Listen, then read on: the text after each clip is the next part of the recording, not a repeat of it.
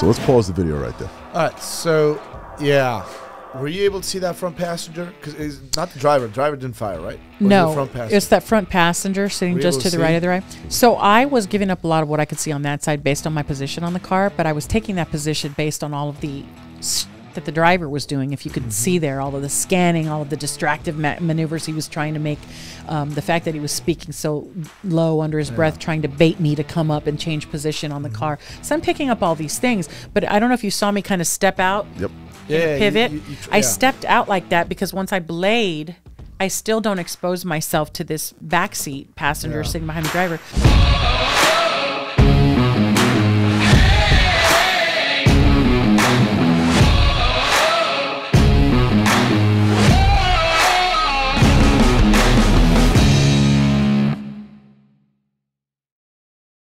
Hey guys, welcome back to CF Podcasts. We have Kaya.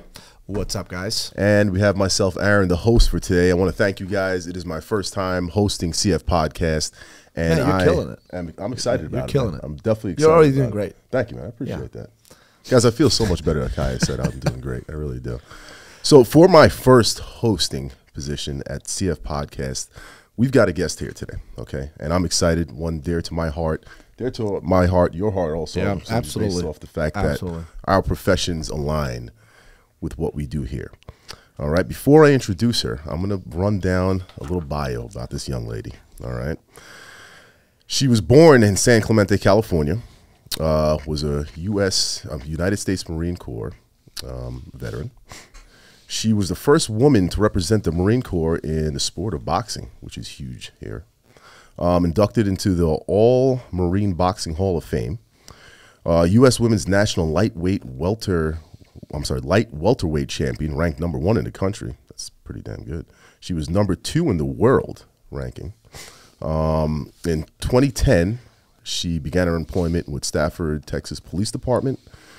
On October 26th of 2013, there was an incident which we will talk about that was life-changing for her, and we will get deep into that and speak on a lot of how that affected her before, during, and afterwards, and to the current day. And some of the awards that she has. Now, guys, hold on, because this list, I mean, Jesus. Wow. We have the Congressional Badge of Bravery in 2014, American Police Hall of Fame Silver Star in 2014, the Houston Crime Stoppers Johnny, I'm going to say this wrong, Clevehagen, am I saying that right? Clevehagen Award in 2014, Texas Gang Investigators Association, the TGIA President's Award in 2014, Star of Texas Award in 2014, the Governor's Award. We've got the International Medal of Valor in 2014, Gold Medal of Valor in 2014 from the Hispanic American Police Commanders Officers Association. We have the Service Above Self Award in 2013, Officer of the Year in 2012 from Stafford Police Department, the Stafford Police Department Officer of the Year in 2013, Stafford Police Department Law Enforcement Purple Heart in 2014, Chiefs Award in 2018 from the Meadow Police Department, the CNOA Instructor of the Year in 2019, Relentless Defender Foundation's first recipient of the Ann Carrizales Bravery Award in 2019, and the Street Cop Survivor Award in 2023. Miss Ann Marie Carrizales. What's up, Aaron? Wow. That was a mouth. Wow. That was extra. I mean, I need a break. I need a sip so of water. much. Do you have a little room at the house to keep all this? Where do you keep all this stuff? In a drawer somewhere. Jeez. Yeah. I don't have them out. Right. I have like maybe a certificate or two that's out, but I don't not that I don't appreciate it. I just it's not. So I wear them on my uniform when it's time, but I put them away. So real quick, I'll let you know how me and Ann actually I'll keep part of the story to myself because it was a weird scenario. It was not. It was wonderful. So when I was a police officer out in Hayward, I actually had my last shooting that I was involved in, and simultaneously had one of our partners and a friend of mine actually committed suicide. And through one of our sergeants, one of our friends, was at the location with us also, and we had a chance to speak. Also at the same time, I had a shirt on that, and like I liked wearing these vintage like movie quote shirts, and then stated her interest in the shirt. What did the shirt say? I don't remember which one was that. It was about something about being sexy or waking up sexy or something like that. Yeah, it was something silly. It was a silly little quote or something on it. And she's like, "Oh, I want the shirt," and I was like, "All right." So no, I said I like that shirt, kind of like I did here, and then just stripped Aaron of all his swag that he has in the building. Basically. Yeah, I like that shirt. The next thing I was in the street shirtless and she had my shirt. Can I just say that was not my intention to Aaron's wife. You're the man. To Aaron's wife, that was not my intention.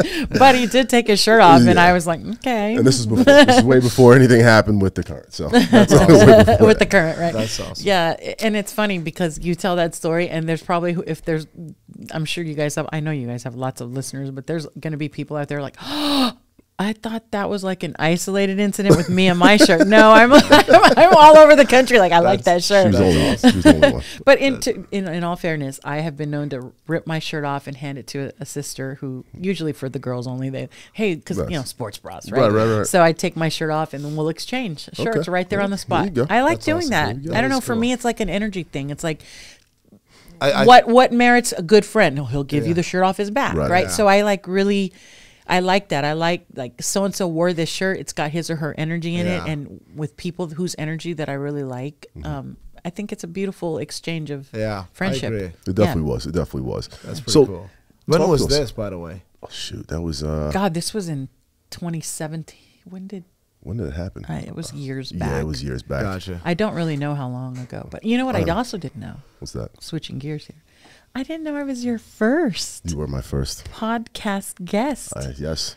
I was not aware of that. This is the first time Aaron is actually hosting it, and you are. Well, this is Aaron's. Aaron arranged it. Aaron, you guys are friends. Yeah. Yeah. The fact that you actually came out and did this for us, it's huge. Well, because I'm not doing them anymore. You know this. Right. Yeah. I'm not doing any more. You don't do podcasts anymore? No. So you've done some podcasts. I've done a lot of podcasts, and I decided to stop, but for a reason. And so when Aaron approached me with coming on the podcast, I didn't realize that it was because it was your first one that you were going to host. But I said, of course, because he's Aaron, my friend, and we go back. So I said yes. But I was telling him yesterday I got an email, and unfortunately, I had to tell them I don't do them. I'm taping my last one, but this is going to be my last one as a guest for quite a while. And the reason for that, if that's not too private? No, it's not. It's because for years I've wanted to host my own podcast. And I have several projects that I've kind of put on the back burner until the timing was right, until God said, hey, it's time, put it in my heart. It was the right time. And I focused on my other missions and projects. And so now I'm kind of at that place where I'm ready to launch my own. So I will be dropping my own. And what I did not want to do is I didn't want to continue to be a guest on other podcasts and kind of oversaturate myself anymore. If I wanted to do my own thing. Gotcha. So I just decided years ago not to do anymore. So I stopped. Very good. Yeah. So let's get into a little bit. Tell us about yourself, where you're at now, what's going on. Well, I am, first and foremost, I am a mother of two little, as you know, I like to call them little resource suckers. No, they're not. They're not babies per se, but they're my babies. Right. Yours will be your babies forever too. Right, so. of course. My son, he's 29. He lives in California. He's going to university there. And my daughter is in Texas with me, and she's 20. Nice. And aside from that, I am now a part-time officer, a reserve officer for Meadows Place Police Department, because I travel full-time. I travel the country and outside of the country, and I teach the Fight After the Fight series. It's my program. It's a 3-part series. And I share my story, and I kind of focus on the injury of traumatic stress and traumatic injury. Which is huge in the line of work that we're in. It is. It's something that's not talked about enough. I agree. The traumatic aspect of things. We like to talk about the before, the training, getting all prepped up, putting all the gear on, guns. We like talking about, I shot this person and this, that, and other, but nobody talks about what I feel is the biggest part, and you could agree with me on that. I'm sure you could agree with me on that also, is the post-fight. That fight is something a lot of times a lot of people do by themselves. Yep. They don't reach out. Right. And which is mind-boggling, is coming from a competitive fight background and being successful in my fight career. Yep. You don't get to that level by yourself. Right. You don't fight those fights by yourself. You train with a team. Yeah. And a lot of things are unboxing right now about the competitive fight thing that you talked about, the nationally ranked fighter, and you said you travel the country now. Just to get a perspective for myself, I know, Aaron, you guys know each other, and also audience. So you travel the country for what exactly? I travel the country and I teach, I present the Fight After the Fight series for not just law enforcement, just human, because it's not just a law enforcement problem. This is a human being issue, right? But I talk about trauma, post-traumatic stress injury. I talk about recovery. What I do, though, is very unique. What I do is what I did with my program, because I am a fighter, you know, I gave post-traumatic stress injury a life form through my program. So basically what I did was I created a program that helps the audience give a life form to an injury that doesn't have a life form outside of you or me.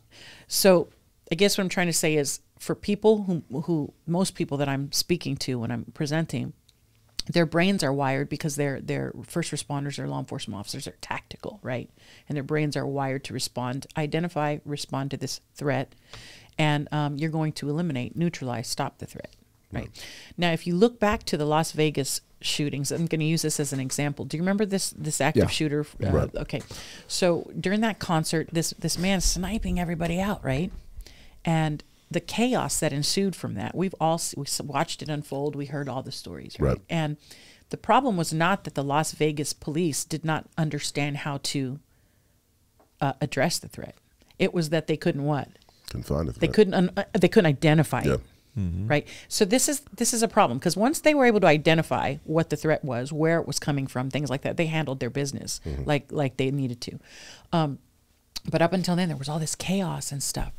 Take that example and now use that thought process in what I have coined the fight after the fight, the trauma, the battle against trauma, right? When you don't have the threat identified, it can feel extremely chaotic. Right. And if you take a person whose brain is wired to identify and stop a threat, who can't identify a threat because it has no life form outside of you. When I say outside of you, I mean like the symptoms that are coming and the changes that are happening as a result of this type of injury, unresolved traumatic stress, the things that are showing themselves in you. The problem with that is when you can't identify a threat, you start to kind of look at yourself as the threat. Right. It's easy because there's nothing that you can identify outward, externally, as the threat. What is happening to me? Why am I being this way? All you know is that you're the common denominator. If you're struggling in the fight after the fight and you can't identify where the threat's coming from, all you know is that you're the common denominator. I'm the reason my wife is angry all the time. I'm the reason my husband is angry. Why my kids are walking around on eggshells. Why my friends don't want to hang out anymore. Why I'm getting in trouble at work, whatever. Right. Why the public is complaining about me. You start to view yourself as the threat, and what happens with that mindset is when you start to view yourself as the threat and you are trained to eliminate threat, where does that put you? It has the potential to put you in situations where we lose people to their own hand. The mirror, right. As if the threat you start is looking into the mirror like, I'm the problem. I'm the asshole. I'm the piece of shit. You know, I'm the problem, and that's a problem. And I know this because of experience. So what I do is I give it this presentation. I present it in a way that gives a life form to post-traumatic stress and post-traumatic stress injury in a way that you can kind of put the blame where it goes, and where it goes is the brain, the injury. And once we do that, then we can shift our mindset to addressing that as the threat instead of I'm the problem. Well, it's not the problem. It's what happened to you. And the fact that your brain has been potentially compromised, that brain's delicate layer has been compromised, and now you're seeing changes in yourself that you can't explain. But if you give that blame where it should go in that life form of an opponent, post-traumatic stress, then you can strategize on how to kind of address that threat. Right. So, Ann, real quick, before we get into that. You look confused, Kaya. Yeah, no. I know that's a lot to take in. No, before we get into that part, because I want to delve into that and talk about it, let's go through a little timeline before, because that fight after the fight happened. I like it. At the end of things. Let's so I want to start from the beginning. Give me your childhood, where you're from, Mom, dad, what's going on? I am the daughter of a warfighter. My daddy is a U.S. Marine Corps and U.S. Army dual service veteran. Okay. He served. He's a Vietnam veteran. He served in Vietnam. Thank you for your service. My father is an incredible human being. He is now a semi-retired preacher, minister. Was my first lesson in that we have a choice in what we do with the wind, the same wind we all get. Right. We navigate our sails differently, which takes us in the direction that we're going to end up. So my daddy was really the first kind of lesson that I had in that we have a choice. We can break the chains of, in this case, he was very violent. We suffered a lot of violence at the hands of my dad, who was struggling with post-traumatic stress. And, back then there was really no awareness. Right. So we had to go through a lot of stuff as a child, which I can get into later. But my dad's an incredible man who is now a man of God, whose mission in life is to bring people to God and the Lord and show them a way of healing and peace through spiritual journey. He's a grandfather and a husband. My parents are still together. Beautiful. My daddy married my mama years and years ago. He met her after he came back from Vietnam.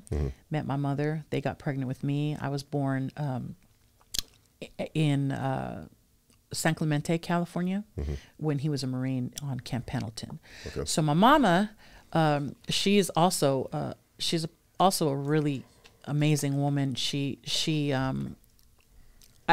I always say a lot of the strength that my mom felt she didn't have in the situations that she was in, being married to my dad and navigating those difficult times with him, she poured that into me. So she maybe, she didn't have a lot of the confidence or the courage and strength, as she puts it, to maybe get out of that situation the way she wanted to, but she would pour that stuff into me. So I always say the woman that I am today is because of these two human beings. And what I think is fascinating about that is that they're flawed. We talked about this last night. These are flawed human beings. It's crazy because even though I was going through that type of home life where domestic violence was very prominent in my house, I had a lot of love from my parents. We had a lot of love, and I knew my parents loved me. But it was just those moments that my dad would struggle. So I had struggle as a child, but I also had love and nurture and comfort, and I had a feeling of feeling safe. And it's really interesting as a child, feeling the most safe with the same man that you feel the most terrified of at times. Right. So it was crazy to to look back. It was crazy. It was crazy for me to have to go through that as a kid with my siblings. But I definitely see how it shaped and molded me. These two parents that were doing the best that they could, but they knew that they wanted to instill something in me maybe they didn't have. So you said you have siblings, brothers, sisters? I do. I have two brothers. Okay. My older brother and my older brother is also in California. All my siblings are in the Fresno area, California. Okay. And I have a younger brother and a younger sister. Gotcha. So there's four of us. What do they do? Second one. So my younger brother and my younger sister, they work for different companies. My younger brother's an IT guy, so he's computer geek, does all that stuff, software, things like that. My sister, I think she works in the healthcare industry, like ER, doing administration for them. And my older brother, I'm not actually really sure what my older brother does, if I'm being honest with you.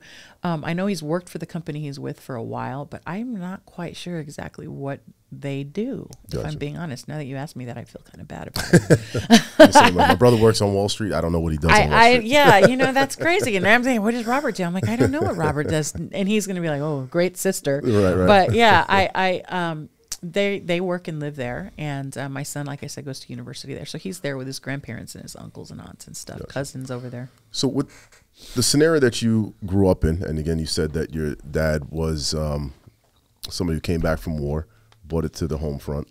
There were some things that you dealt with. I'm assuming that your brothers had to deal with it also.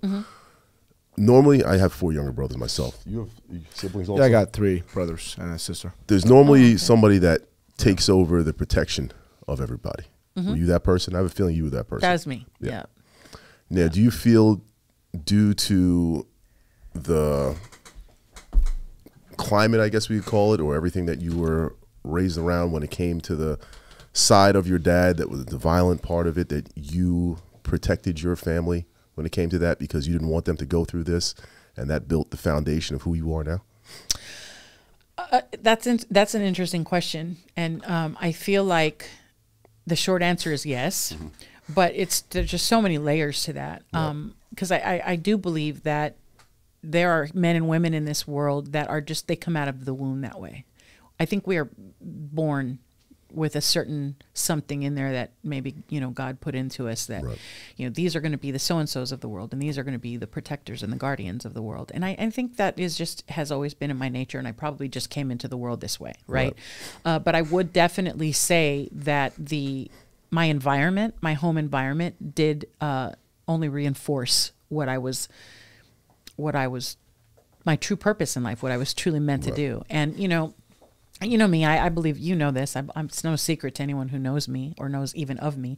I believe in God. And so I also very much believe that there was always this plan, even way back then. So it was just, the building blocks to mold and get me ready for, the true things in life that I was meant to be here for. To catch you up, Kyle, a little bit, last night we had a great conversation with Jordan over at Toast Targets that we were working with about this topic. And basically speaking on the facts of everything that you've gone through in your life from day one, you were being prepared for something that's going to happen. So in Ann's case, which we'll get to, that big day on the 26th of October in 2013, she was being prepared for that day from day one, going through things, being the protector that she was with her family, dealing with violence in the home, the love aspect of things, just understanding how to put it all together. And then you were telling us an incident of there was a time you being disciplined and that you were thinking at the age, was it like 7? I was probably 7, 8 of how to get out of a scenario and how to tactically plan your way and work through it, if you want to talk about that. Well, because Jordan asked a really fascinating question, and I don't remember verbatim how he asked it, but it was basically, I'm going to paraphrase, it was like, do you think that, similar to the question Aaron just asked me, these things, because I think he was kind of giving a nod to his fascination with the mindset of people like that do the things that we do and how we make those decisions in a split second. And he was just kind of really in awe of that. And so his question was, do you think that the things in your life kind of prepare you for that? And I think that's the same for everybody. Like we were talking, Kaya, you were raised in Turkey, right? Yeah. So you're talking about, like, if you think about it, I think everybody could do this. Everybody could kind of go back and trace the person that they are today, currently, butts and seats, to who they have been, their environment, who they were raised around, culture. We talked about cultural, how you're raised culturally and things like that. So, and we were just talking about that before we started taping this, about how family structures are so different in different ethnicities. And so I think for me, my answer to Jordan was that, I do think that my life environment plays a huge role in that, but also like my fight career, my athletic career, and that background, and I think we could all take lessons for if you do that, if you do the work, taking the lessons from those things in life. But we were talking about how, as a child, the memory that Aaron's talking about it was a specific memory that I have as a child, where I was, my dad was having one of those episodes of rage and anger, and I was being disciplined, we'll say, and I remember that in the position I was in, I glanced under a bed, my bed, and noticed that there was nothing under there, And so real quick, put it in context, because it was amazing to me, is that he grabbed you by the ankle. Grabbed me by my ankle. You were upside down, and in a scenario where most people would just freak out and shut down. Yeah. She was upside down by the ankle, and then. So my dad, he never wanted us. It's natural to put your hands back there when you're going to get your ass spanked, right? Yeah. So. He picked me up from an ankle. And so I was hanging with my butt toward him. And so he was whacking me on my butt. And I'm upside down. So I could see under, this is crazy. I know a lot of people are going to be hearing about this. Like, oh my God, that's horrible. It was horrible. But the interesting thing about this is that when I was looking under the bed, I saw that it was empty under there. And I remember thinking, while I'm getting my behind, spanked, I'm thinking, once he lets me go, I can roll under there and roll way over that way toward the wall because Yeah. there's nothing under there and I can get away. Yeah. And what's fascinating about that is I'm 7 or 8 and essentially I'm thinking tactically, right? Yeah. Where does that come from? Right. So to answer your question, that's why I say some of it is just there. Oh, that was what Jordan was asking. Do you think you could teach that? Can you teach that to someone? Or you naturally Or have you it. naturally have it? And I said I think it's a little of both. Yeah. Yeah, it's a little of both. It's interesting because I think most of us have that. We have the ability and we have the life experiences that we can draw from, but I don't know that everybody has that little extra that's I'm going to prepare for it even before it gets here type Yeah, I of mean, when it comes to mentality. tactical thinking, like every human being, like even living beings, like just trying to get away from a situation is a tactical move. You're trying to get away, Right. right? Right. So Yes. it's in our DNA. Like when shots ring out, why do people duck down? Even people who have no experience. You try tactical. to be smaller. So Right. these are, you duck down, you get on the ground. So you try to apply some tactics, and as we all know, not all tactics are good tactics. Right. There's something. So in your case, that was a good tactic, right? Hey, if I could just roll Roll over under and get there. away from there. Right. And since there's nothing under there, I can get close to the wall and be farther Yeah. away. And using right? reasoning, and all that stuff is going Yes, into play yes. immediately. And the situation's horrible, right? Like Yeah. my dad was going through a lot of stuff and he had no resources, no help. These guys came back from Vietnam all kinds of fucked up in the head and they didn't understand what was going on. Yeah.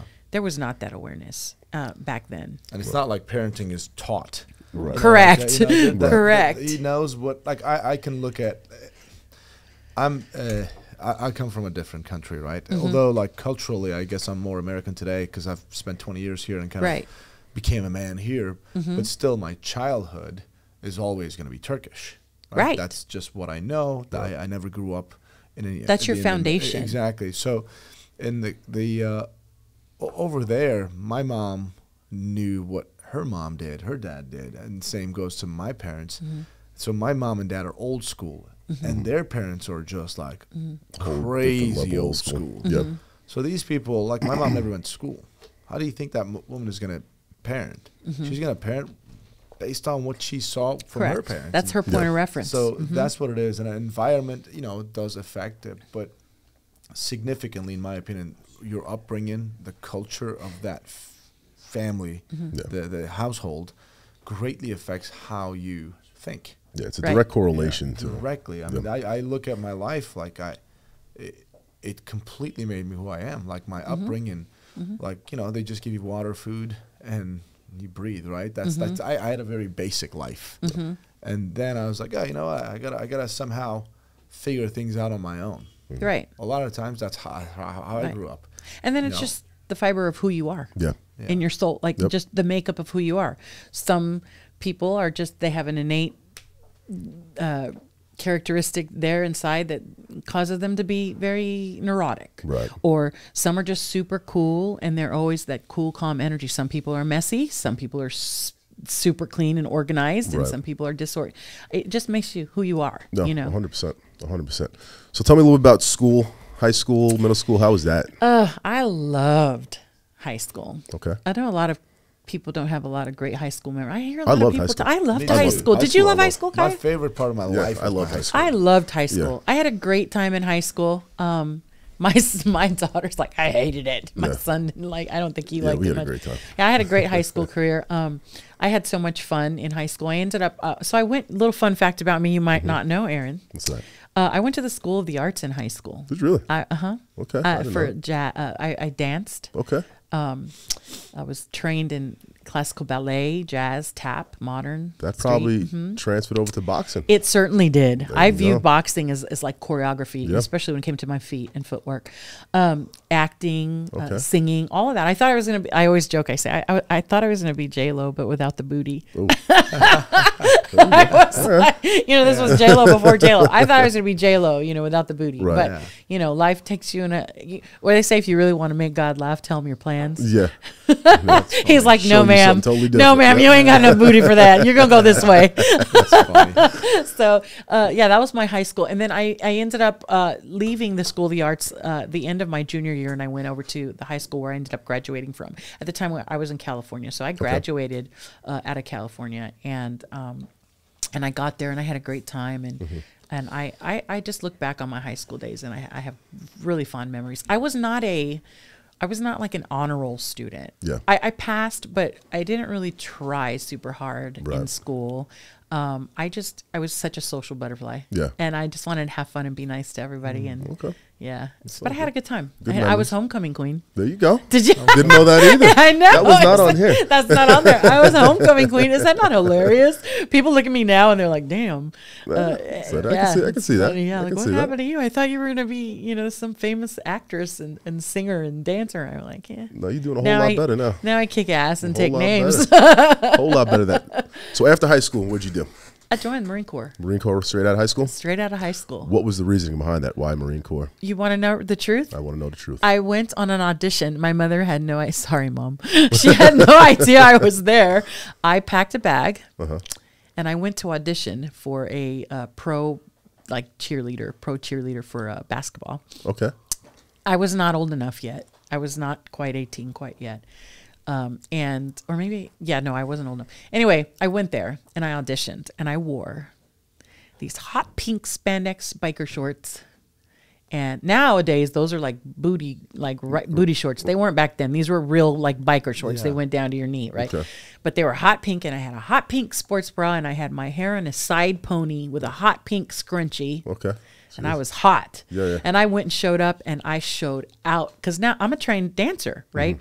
But what I didn't know is I hadn't had any lessons in life about like sex and sex sales, right? Right. Sex sales. I wasn't sexy. Right. I was a little girl. I was not even just barely going to be 18. I was not sexy. I didn't know how to be sexy. I wasn't sexual like that, right? So I auditioned, and when she did the callbacks for the finals, she did not call my name. So I walked on up to her and I was like, "Excuse me, you didn't call my name. I think you might have made a mistake." I was so naive. I didn't even realize how cocky and arrogant that sounded. Right. And I remember she giggled and looked me up and down, and she giggled, and then she looked at the list. Well, she pretended to fumble through the list and look at it, and she's like, "Yeah, no, I didn't call your name." Right. And I was like, because I'm thinking to myself, I see these girls. They're not trained. I'm trained. Right. That's not what they're looking for necessarily. Yep. And then she said, "Honey, why don't you come back in a couple of years? You'll be ready in a couple of years." And she said, look at them. It's not that you're not talented. Look at them, and then look at you. How rude, right? But I saw it then. And that was the first time I was like, wow, I don't want to do that. I don't want to, have my, butt cheeks hanging out and dance the way I saw them dance. I'm trained, It was just a different thing. And I didn't realize that's not the type, looking back now with life experience and being a grown woman, I realized that's just not the area of focus for my dancing. Yeah. But I didn't know that. I was a little girl. Right. So what I did is I got back on the bus, the city bus, and I was going back trying to get home before my mom knew I wasn't, where I was supposed to be. And I got off the bus, and there was the recruiting station. And in that bus ride from that audition to the little corner where I got off the bus, I remember making the life decision that if I had to show my butt cheeks and be, what I thought was slutty, right? Yeah. Then I don't want to do that. I'm not going to be a dancer then. Forget it. I'll do something else. Right. And then there was the recruiting station. I was like, well, I'm not going to go to college. I don't have college money. I didn't have scholarships or anything. So I was like, screw it. I'll go into the military. Complete 180. Just So went I from walked dancing my to little the- happy. Can you imagine? I marched my little happy ass in there, 17, almost 18 years old, tan with hot pink biker shorts and my hair, Your hair to the side. pony. Perfect. Marine. and all of the recruiters come out of their office like a little piranha. Yeah. And it was the Air Force and the Navy. They had come out in the Army, and they were talking to me. And then the Marine Corps recruiter walked in the doors, and he walked by. And I looked at him, and he looked at me, and he smiled, and he said, "Hello." And I was like, "Hi." And then he walked in his office. He didn't even try to recruit me. Right. And so I was like, That's the one. That's the one. So I was like, aren't you supposed to try to recruit me? Oh, here. You know He what? said You typical woman. You want me? I don't want you. I want the one who doesn't want me. Yep. So good. You want me? You want me? I don't want you. I want that one who Yep. doesn't want me. Yeah, I even said that. I was like, aren't you supposed to try to recruit me? Right. I'm still No? in touch with my recruiter. He's like, I am. You don't know about it. Yeah. that was his tactics, right? We talked about tactics. He used Yep. his tactics. And before you knew it, I was signing on the dotted line. And I came home and I told my dad I was joining the Marines. And he was like, you didn't sign anything. I'm like, I did. What was his? My dad, Yeah, what did he he say? was very upset with me. Really? He gave me the silent treatment for 3 days. And I wasn't supposed to leave for 4 months. And he wasn't talking to me. And on the third day that he wasn't talking to me, I got a call that the girl that was supposed to go before me broke her leg. And so I needed to leave right then. And I was like, I'm down. I'm ready to go. Right. And then my mom called my dad at work and she's like, she's leaving now. And I remember my dad was like, I remember he was so like, wait, you know, he didn't expect me to be gone. But yeah, he Right. was very upset. My mom was stoked. Really? My mom was like, yes, girl, yes, do it. Go get you some life, girl. You know, my mom, she'd poured into me and invested into me. She wanted to raise this strong, confident, self-sufficient young woman because she said, you know, she feels, oh, I'm going to get a lump in my throat. She says, you know, I wanted you to be everything that I wasn't. And so I was ready. I was ready because my mommy made me believe like I could do anything. And I really believed it. Yeah. She really had me believing I could do any damn thing. So Well, I took off. She put you in a position. Yeah, I took off, and then Daddy had to write letters and eat crow and I love you. You know, remember they can't stop the clock. They can't stop the clock. Yeah. That's what Dad said. How'd your brothers feel about that? I don't know. Well, my older brother was already in the Army, Oh, he was. Okay. so my younger brother, he was little. I don't know how he felt about it. I don't think that I ever stopped to, you know, hey, how do you feel about it? I didn't care. And that's kind of interesting because I realized later in life after I entered into the fight after the fight, how me making choices in my life for myself professionally, how I don't necessarily ever really give anyone else a vote on that. Yeah. And the effects that can have on them. Yeah, But I don't know. I want I to don't know touch how they felt. base on that also because Yeah. especially being the younger sister, having two brothers, and I know how that could probably affect somebody that wants to protect the younger sister, and they're just going, going. Right. You know. Yeah, I think for the most part, they were probably excited for me. Yeah. As far as I know, no one's ever expressed that they didn't want me to do it except for my daddy. But I Gotcha. think that came from a position of fear and being worried something would, you know, something bad would happen, which ended up happening. Yeah. Yeah. So you're at Marine Corps boot camp. How'd that go? What's going on? I was an honor graduate, Okay. graduated on the top. I was meritoriously promoted out of boot camp. Now I do say that and it's kind of sound braggy because Marine Corps boot camp is not easy. At least when I went through it, you know, I don't know. I know it's changed a lot, but it's Marine Corps boot camp. We Marines are the most elite fighting force of our armed forces, you know. So I am very proud to say that, you know, to go through Marine Corps boot camp and then graduate with honors and be meritoriously promoted right out of boot camp is not something that they just hand you. I had to earn that shit, and I wanted to make my daddy proud. You know, my daddy, he's my hero. Yeah. And I wanted to make my daddy proud. I wanted to make my mother proud. And so I really gave it my everything. And I earned the title Marine in 1992, March 13th, 1992. I graduated U.S. Marine Corps boot camp. Nice. Congratulations, and definitely thank you for your service. Yeah, thanks. 100%. Best thing I could ever done for myself was join the Marine Corps. Yeah. Did you start boxing in the Marine Corps? I did. I was actually the first woman in history to represent the Corps in the sport of boxing. Wow. Yeah. Why boxing? What made you want to go that route? My daddy. Yeah. I wanted to do everything with my daddy. I loved my daddy so much. I was very much, I guess what you'd call a daddy's girl. Maybe not in the same sense. I wasn't spoiled or anything, but I just wanted to always be with him. And I enjoyed the things that he would teach me, you know. My daddy is a big fight fan. Okay. So I started watching the fights with my daddy. He would be like, hey, the fights are going to come on. You want to watch the fights with me, Mija? I'd be like, yes. You know, even if I didn't care. Yeah, I just wanted to be with him. Yeah. So as I started watching boxing with my dad, I ultimately became a boxing fan. Right. And Who are the boxers that you were watching then? Oh, gosh. Roberto Duran, you know, Big George Foreman. Yeah. Big George Foreman is my all-time favorite fighter. Yeah. That's why when I read that name up there, I asked who it was. Yeah. Because So I was watching all of the greats, you know, all of the great Chavez, you know, you know, Mayweather's, and I mean all of the greats, legendary fighters, right? Oscar de la Hoya. I could go on and on and on. Right. But I started to become a fan through my dad, and then one night I was working an undercover job on the base on Camp Pendleton, because I was a military police officer and I was working for CID at the time, Criminal Investigation Division. I worked gangs and juvenile crimes. Okay. And so I was doing a UC job in a bar where Mike Tyson was fighting and Christy Martin was on the undercard. And it was the first time that we got a glimpse into women's fighting on a platform that big. She was on the undercard. She wore pink boxer shorts. And I remember I thought that was the stupidest shit ever. But then she started fighting and I'm like, that bitch is bad. Yeah. Talk about a story. That's a story right there. Really? Christy Martin's story. You need to look that up. Okay. That woman is a survivor. She's a strong, incredible woman. But that kind of made me go, I want to do that. I could do that. And I remember thinking this, and sorry, Christy Martin, because no disrespect, but I remember looking at that and thinking, I could do that. I could do it better. But that's just my brain. Yeah. You know, I probably would have had a change of heart if I had stepped in the ring with Christy Martin. But yeah, that girl looks like she has hits like she has bricks in her gloves. But yeah, that's when I decided I wanted to try that. And I didn't know what the first step was. So I just used to stalk the boxing team. I found out when they would train, where they would train, when, and then I would go work out during that time and I would watch and watch and watch. Right. And then one day I went up and I was like, I want to be on this team. There's like, we don't have chicks on a boxing team. Yeah.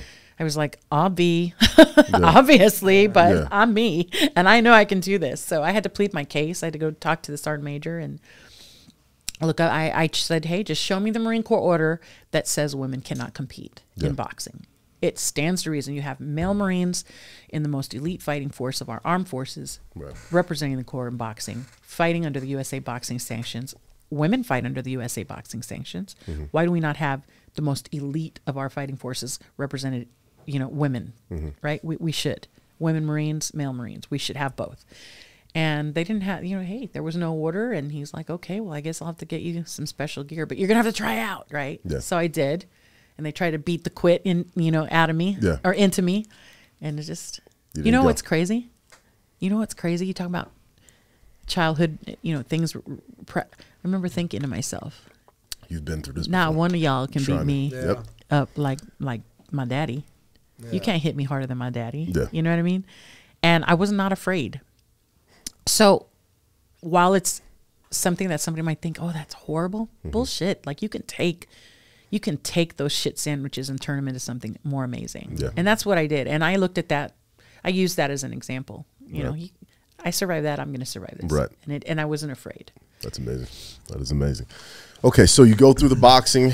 You find out that you're pretty damn good at what you're doing. Yes, yes. So how did we get to the ranking of #2 in the world, #1 in the U.S.? Well, you know, you remember I told you my daddy was really worried about me joining the Marine Corps because he was worried that something bad might happen. Well, it did. I got to my first duty station, and when I got to my first duty station, within a couple of months, if that, I was sexually assaulted. Oh, boy. And it was a very, very difficult thing to navigate. I was fresh out of my house. I had just turned, and I joined the Marine Corps, went to boot camp. I'm 18. And I get to my first duty station in the summer, and I turned 19 in August. And it was within a week or so of my 19th birthday that I was you know, raped. And it was just a horribly traumatic experience. It's indescribable what that can do to somebody. And I think that I internalized a lot of that, much like I did as a child, going through the dysfunction that I was going through in my house as a child. Right. So I was navigating those waters, and I began to fall into some really unhealthy coping mechanisms. I started vomiting all my food. I would, not because I was trying to lose weight, but that was a stress reliever for me because my stomach always felt like it was in knots. And so I would throw all my food up, and I was just, you know, just going down a path that was self-destructive. Right. I found boxing at some point in between that, and I look back now with hindsight, you see things so much clearer, right? And I realized how boxing truly saved me. It was a healthy outlet. I didn't look at it as an outlet for anything because what I did was I threw that rape into the closet with all the other traumas in my life at that point and put it away, closed the door, and didn't think about it, or tried not to think about it. And the boxing came into my life, and it was just a really great outlet for me. And it makes total sense to me why I got so good at it, because boxing, I found my peace when I would step into that squared circle. Like it was like dancing again, and it was, and I'm letting out a lot of stress and anger and probably a lot of rage that would have pent up in there and gotten really bad had I not had that as an outlet. So for me, did not realize it at the time, but boxing was a real serious source of stress relief for me. I think a lot of people in the sports industry, football, boxing, jiu-jitsu, wrestling, whatever it may be, MMA, and I know in the Turkish culture we don't have the American football, things like that, but you guys do have the boxing, and wrestling's huge out there. But I could agree with that you are always looking for some way to, whatever, release that rage that you have in you, because that hurt, that rage, it comes out at some point. Sometimes it's good, sometimes it's bad, but you now have an outlet where, in your case, you could fucking blast somebody in the face, let somebody have it, and then be like, whew, that felt great. And hug you and love on you after. Exactly. And because, it's a building point. I never had this feeling of like wanting to hurt.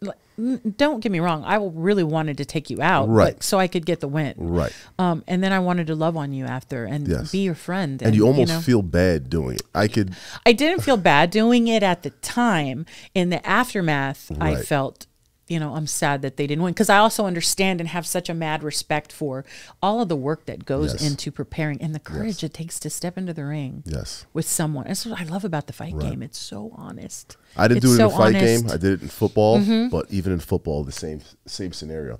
You're able to go out on the field, and we're friends. I've played against some of my best friends, and it's like, I'm going to fucking knock you out, and then I'm going to pick you up, and I feel bad for doing it. Or same thing to me. I've been put down on my ass several times, and it's like, Jesus Christ, like we're killing each other out here, but we're going to go hang out after this. What are we going to eat? I also think that when we were talking earlier about how some people are just predisposed to be a certain character, I think I'm that way. I think I probably because I was introduced into a life that I had a lot of adversities right out the gate.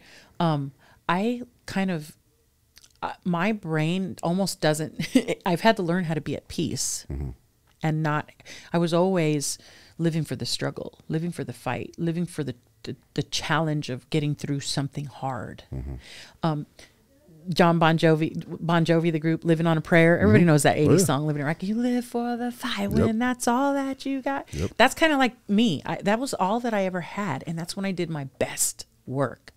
When I was fighting to survive, when I was fighting through adversity, when I was challenged in a way that made me dig deep, when I kept going when I didn't want to. When you were doing that? I felt most alive. I felt most accomplished. I felt very hungry. And so I think, you reach championship level when you live, breathe, eat, and shit your craft. And that's what I did with boxing. Why I was doing that was probably for a reason that was very different than some. I was escaping a lot of the inner turmoil that I was in. And that just made me dedicate myself to the sport. And when you do that, you're gonna have great results. I was always training. I was always training.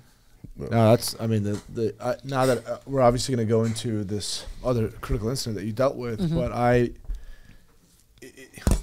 if I was a betting man, obviously your childhood, being raised tough, the Marine Corps, that boot camp isn't easy. That they break you down. Right when you think you're done, you realize, oh, it's only half tank. Right? You got some more in you, and then getting into that ring and somebody's attacking to take you out.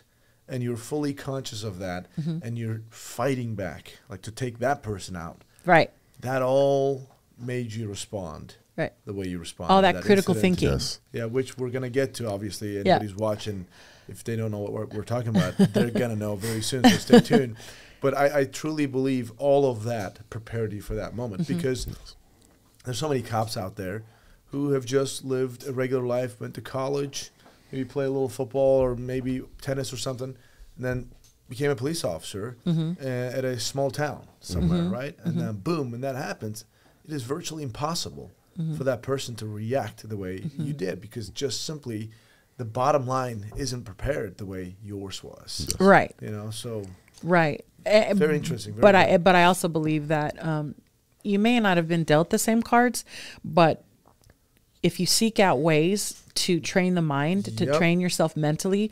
Tactical performance imagery, we were talking about last night, is one of the most underused forms of visualization and mental preparation, right?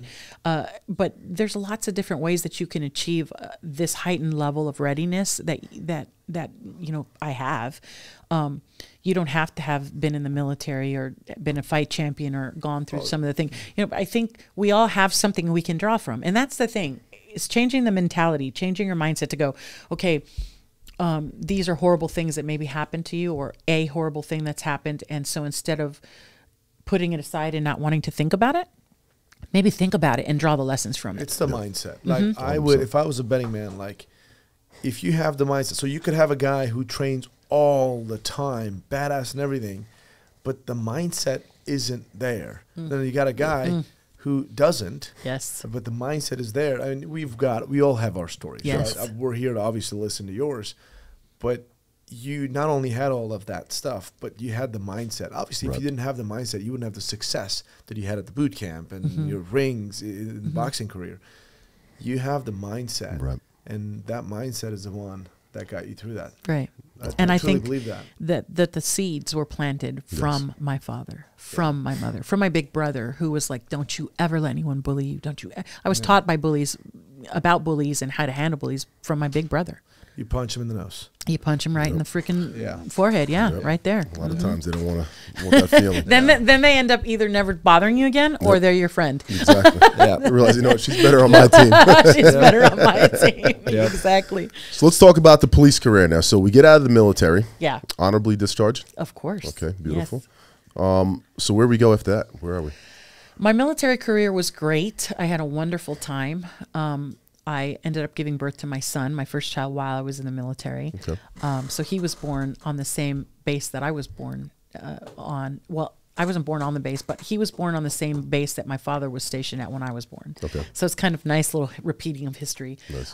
But I decided to go ahead and process out. I ended my active duty service, got honorably discharged because I wanted to pursue a professional fight career, which I did start. I had my pro debut. I won that.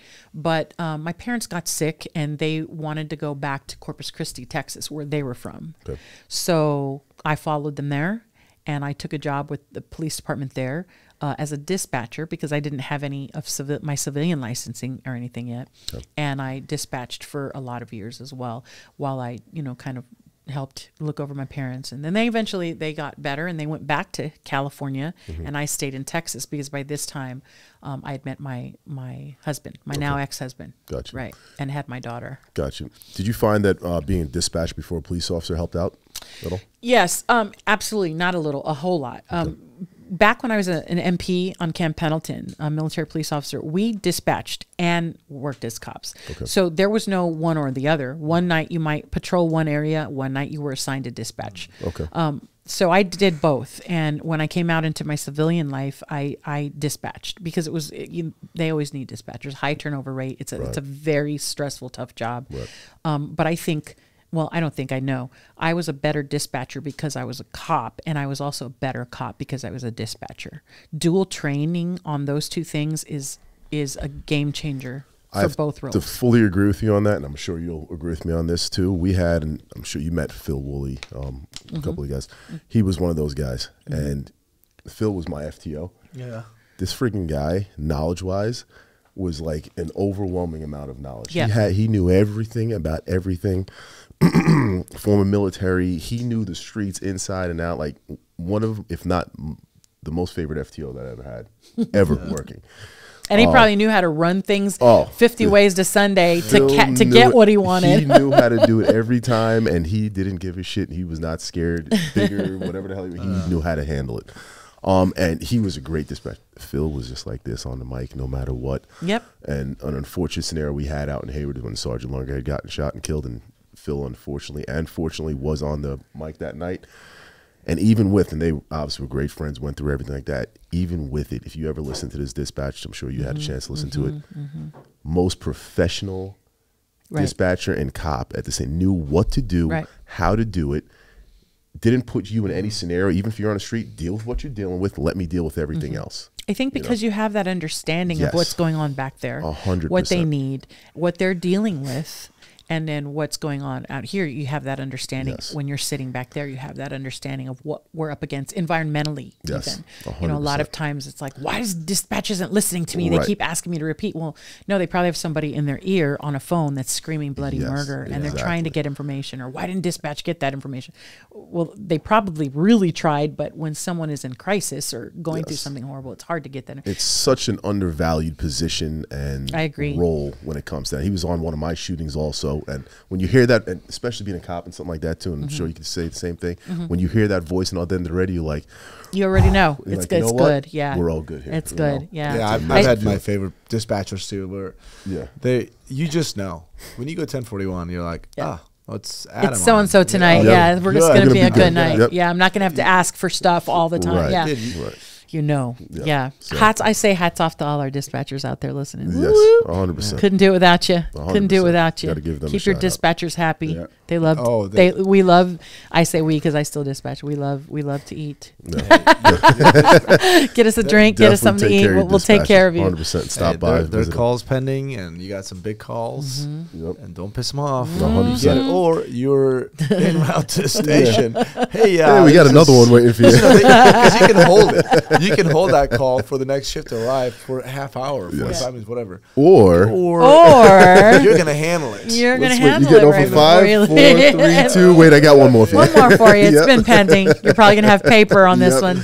Exactly. Thanks a lot. They would tell you that you have to be really. So just so you know, everybody here at Classic Firearms loves their dispatchers. Yes, we do. We do. Appreciate you guys. Dude, I love that you get into it. Like I'd do a stop and there'd be a foot pursuit. It was something, right? Yeah. And if I had my favorite dispatchers, I'd be like, great. I would actually really like, now that I just think about it, if I had my favorite dispatchers, I would be willing to be more proactive because I knew they're going to take care of me. If I had that dispatch, I'm like, you know what, maybe I'll just take it easy today, because it gets dangerous sometimes, right? Yeah. You really need a good person, like a person who knows what they're doing. Yeah. Let's just say that. I get into a foot pursuit. I'd be like, he's running northbound. Like, set up a perimeter for me. They'll set I would just say exactly what just you need. They anticipate what you need. 44, come from the north, you cover this intersection. Yes. And I would let you don't have to do any of that because you're just over here running. Exactly. Yeah. Some of the dispatches, I'll be like this. All right, I need a unit at the corner over here. I need a unit there. I'm trying to give description. I love that. Yeah. So that is an amazing feeling. They'll have the map up already, laying everything. Or they'll be like, "Hey, just so you know, we did get a call about this, matching that description. I ran it and cross-referenced it, and I got so and so." And I'm like, "Give me all the info." I freaking love you so much. Give me the history of this place. Exactly. Oh, you got no history. Just look deeper. Yes. They used to live in this place, and the guy shot his. Yes. That's what I need. Yes. That's exactly what I need. Yes. And that is exactly what I mean about it makes you better. One and the other. They go hand in hand. I personally believe every law enforcement officer should have to work dispatch for an extended period of time while they're training in the FTO program.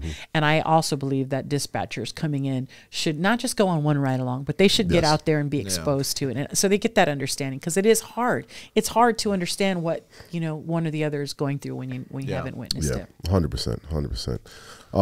So then we're there, and tell me about your career out there. How'd you get started on the ground? Were you a shit magnet? What was going on? I am. Yeah. Always have been. I could tell you that. In life. Yeah. Listen, I do public speaking more than anything now, Aaron. And you want to hear a funny story? I can't tell you how many times it's happened. I've been in another state, somewhere in the country. My daughter's with me because they also present with me. Right. And something pops off. And I'm right there in the hotel room right next door or something. And my daughter's like, my gosh, dude, like what? So that's why I don't do, I was in LA speaking there and they wanted to take me on a ride along. And I was like, I'm going to stay over here. I went in the helicopter though. Yeah. That was fun. That's cool. I was going to pass that up. Yeah. But I don't do the ride alongs when I'm somewhere because I am such a poop magnet. I really am. The career, my civilian police career has been great. Yeah. It's been great. And it's been filled with, highs and lows like any other career. Okay. And there were times like a lot of these guys and gals out there now that I sat there going, why am I doing this? Like, what am I, but it was always not very long before I was always reminded of why I do it. It's just in me. It's how I'm wired. Yeah. And I don't know what it is. Sometimes it would get on my nerves. Like, why on earth will I risk my ass like this for people who don't even want me there, yeah. you know, and I would get so annoyed by it. But then here comes the next call, and there I go running. Yeah. You know, law enforcement officers, these are some of the most amazing human beings I've ever met in my life. Honorable men and women, people who would lie their life down in a split second without a thought of that little 5-month-old they have at home, you know. That's an incredible human being, really selfless human being to do that. And I've had the pleasure of working with men and women like that. So I have nothing but great things to say about my civilian career this far. And at the end of the day, I'm just really blessed to be here. I'm just glad to be alive, breathing air, and I don't have anything to complain about. I have no reason to complain. Yeah. So tell me a little bit about, we know you're a shit magnet. You know, you got into it. You dealt with a lot of different things out there. You were an FTO, field training officer, if people don't know that. Worked in the rape unit, crisis negotiator also. I know you have some background in that. You worked with the SWAT team also? I did as a crisis negotiator. As a negotiator. Okay. I know that's a huge thing. I wasn't breaching doors. I would have loved to do that. But by this time, you know, the years have caught up with me, and I hadn't been very kind to myself, and I'd already started to get a little on the fluffy side. So I just breaching people's faces. So. I was slacking in that area, so I just went ahead and did the negotiator thing on the SWAT team. For people that don't understand negotiating, I wasn't a negotiator, but I've negotiated a couple of scenarios of talking people down. That is extremely hard role. It's a craft. It's a craft, and mentally it is draining. Yes, extremely draining. Yes. You want to talk about that a little bit? A lot of people don't realize that. Yes. It is you are literally putting so much energy into that situation, whatever it is. And it requires an epic level of patience, intention. You have to be very intentional with the words you use and don't use. You're basically building a connection with that person. You are, and you're doing it. What's really easy is you're building a connection, but there's you're building a connection that requires so much an angle of being genuine and sincere, but there's so much insincerity in it, if that makes any sense. Like, I'm building a connection with you, but not because I necessarily want to be a friend or anything like that. I have to achieve the mission. And sometimes the mission has nothing to do with, you know, this life as much as these other two lives that are in there that you're putting at risk, or, you know, yes, to save them and get them out of there alive. But, you know, a lot of times they've done horrific things. And so you have to trick the brain, your own brain, into believing that you want this connection with someone that you might think has just done this horrible thing, like kill a baby. Right. And so it's very hard on the body. It's very hard on the brain, on the psyche. It's a very challenging billet to hold. And I don't think a lot of people realize how much goes into that. Yeah. It's to be a good negotiator, you have got to be on your toes, and you've got to be sharp, and you say the wrong thing. Can you imagine That's it. Yes. Over. Yes, it could be over. And so it's very stressful. Yes. And you have to present in a way that is diffusing stress. Yes. Much like we do on the street. Yep. But it's different in that you are tricking. Not only, a lot of times people look at it like you're tricking them. You're not tricking them as much as you're tricking your own brain, and it can be very confusing. Because a lot of times when you're done with a situation like that, you almost do feel like you've got this connection, and then you almost feel sorry for the perpetrator, the suspect.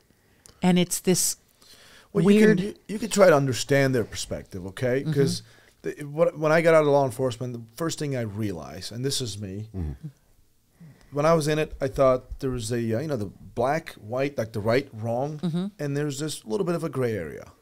When I got out of law enforcement, I realized that gray area was so much larger than I was ever taught. Because the law enforcement, like, I love them. I'm my DNA. I'm a law enforcement guy. I will die as that guy. My brothers and sisters out there, all my very best friends are in it. Yeah. We're our own worst enemy too. Yes. Okay. We are just so stuck on this us versus them. It's this black and white, this right and wrong. We're right. We're the good guys, the bad guys. And then there's this gray area that, holy crap, I didn't know that existed. And so, yes, there are bad guys out there doing bad things. You got the SWAT team activated. You're going to take him down. Of course, he's doing something bad, and we're going to have to handle that. But I believe that trying to genuinely understand, okay, the perspective of a bad, quote unquote bad guy helps a negotiator. Like, as you would know this, and I've handled a couple of incidents myself too, that really comes across, because we're all energy. Like, the energy is very important. We pick up on that.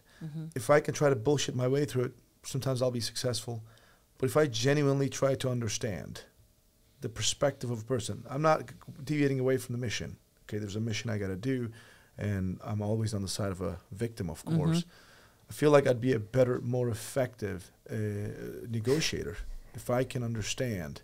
Like, we had a guy, and this is a really bad example. Really bad example. But we had a detective who would, and not necessarily understanding the perspective of it. Like, there was this dude, 55-year-old dude, who was just like going after little girls. This is the worst thing of the worst. Like, it's worse than the murder and everything. Horrible guy, right? Yeah. So he's finally, and that was my call. I went in and I was like, holy crap, arrested a guy, whatever. And so he's being interviewed. And I remember this detective was just like playing the game with him. He's like, I'm trying to understand where his mind is. Like, I genuinely want to understand. Like, why is this guy going after these little girls? What the heck is going on in there? Right. So I can actually talk to him and gain that rapport and try to get him to confess and all this stuff, right? And then we're thinking, what? Fucking, what are we talking to this guy? Exactly. That's what we're thinking. That's what I'm saying. So you want to be like this effective person. You got to get into the mind and genuinely understand. I fall into that role a lot more than I used to, of trying to understand. Of trying to get into the, wow, how did they get there? Yes. I remember when I sat across, and this is probably later on, but I sat across from the guy, one of the guys who tried to murder me on duty, and I remember that was the first thing I said. How did we get here? Yeah. I do find that I have that curiosity about trying to understand the mind of what some of these people, and I do that because I think I spent enough time in the fight after the fight in that darkness, and having to try to understand my own mind and what was going on, that it fascinated me once I started to learn about it. It really, really opened my eyes to a lot of things. I think swimming in that shit pond really helped me become a better officer when I'm dealing with people.